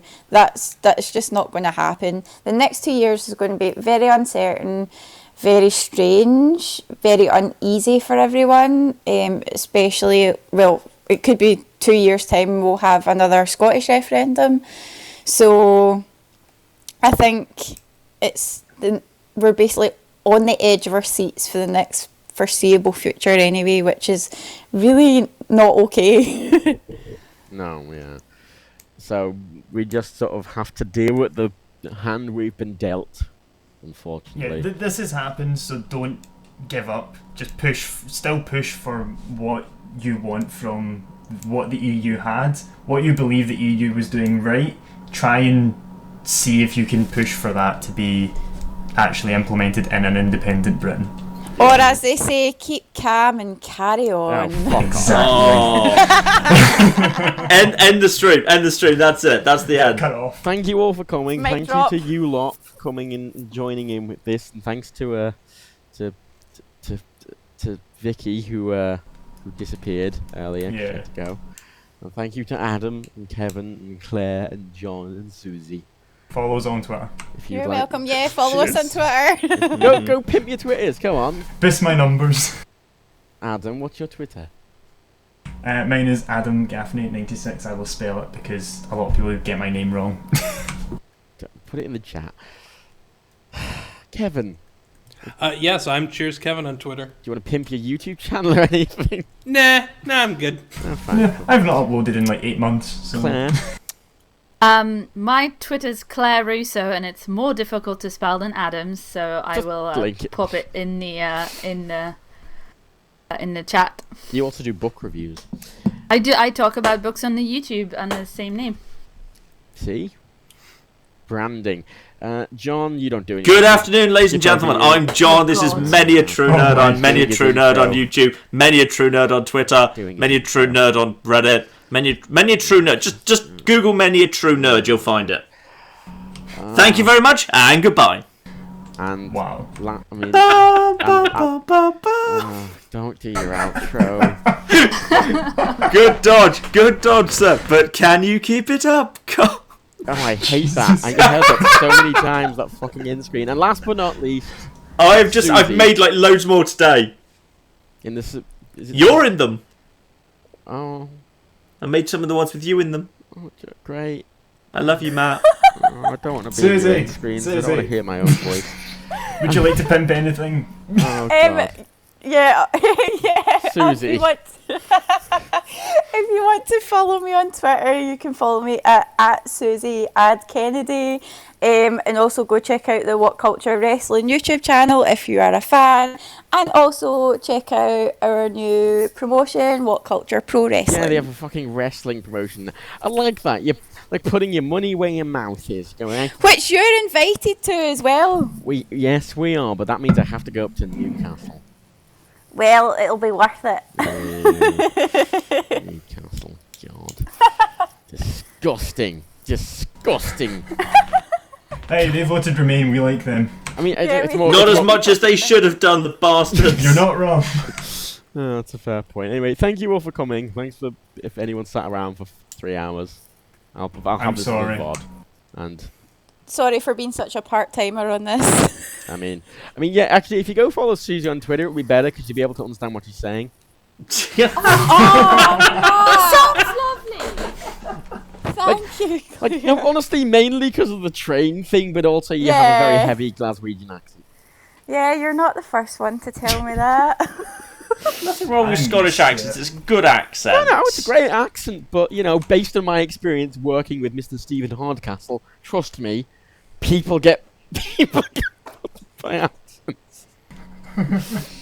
So yes, if I wouldn't say goodbye, we'll end the stream now. Bye. Bye. Goodbye. Goodbye.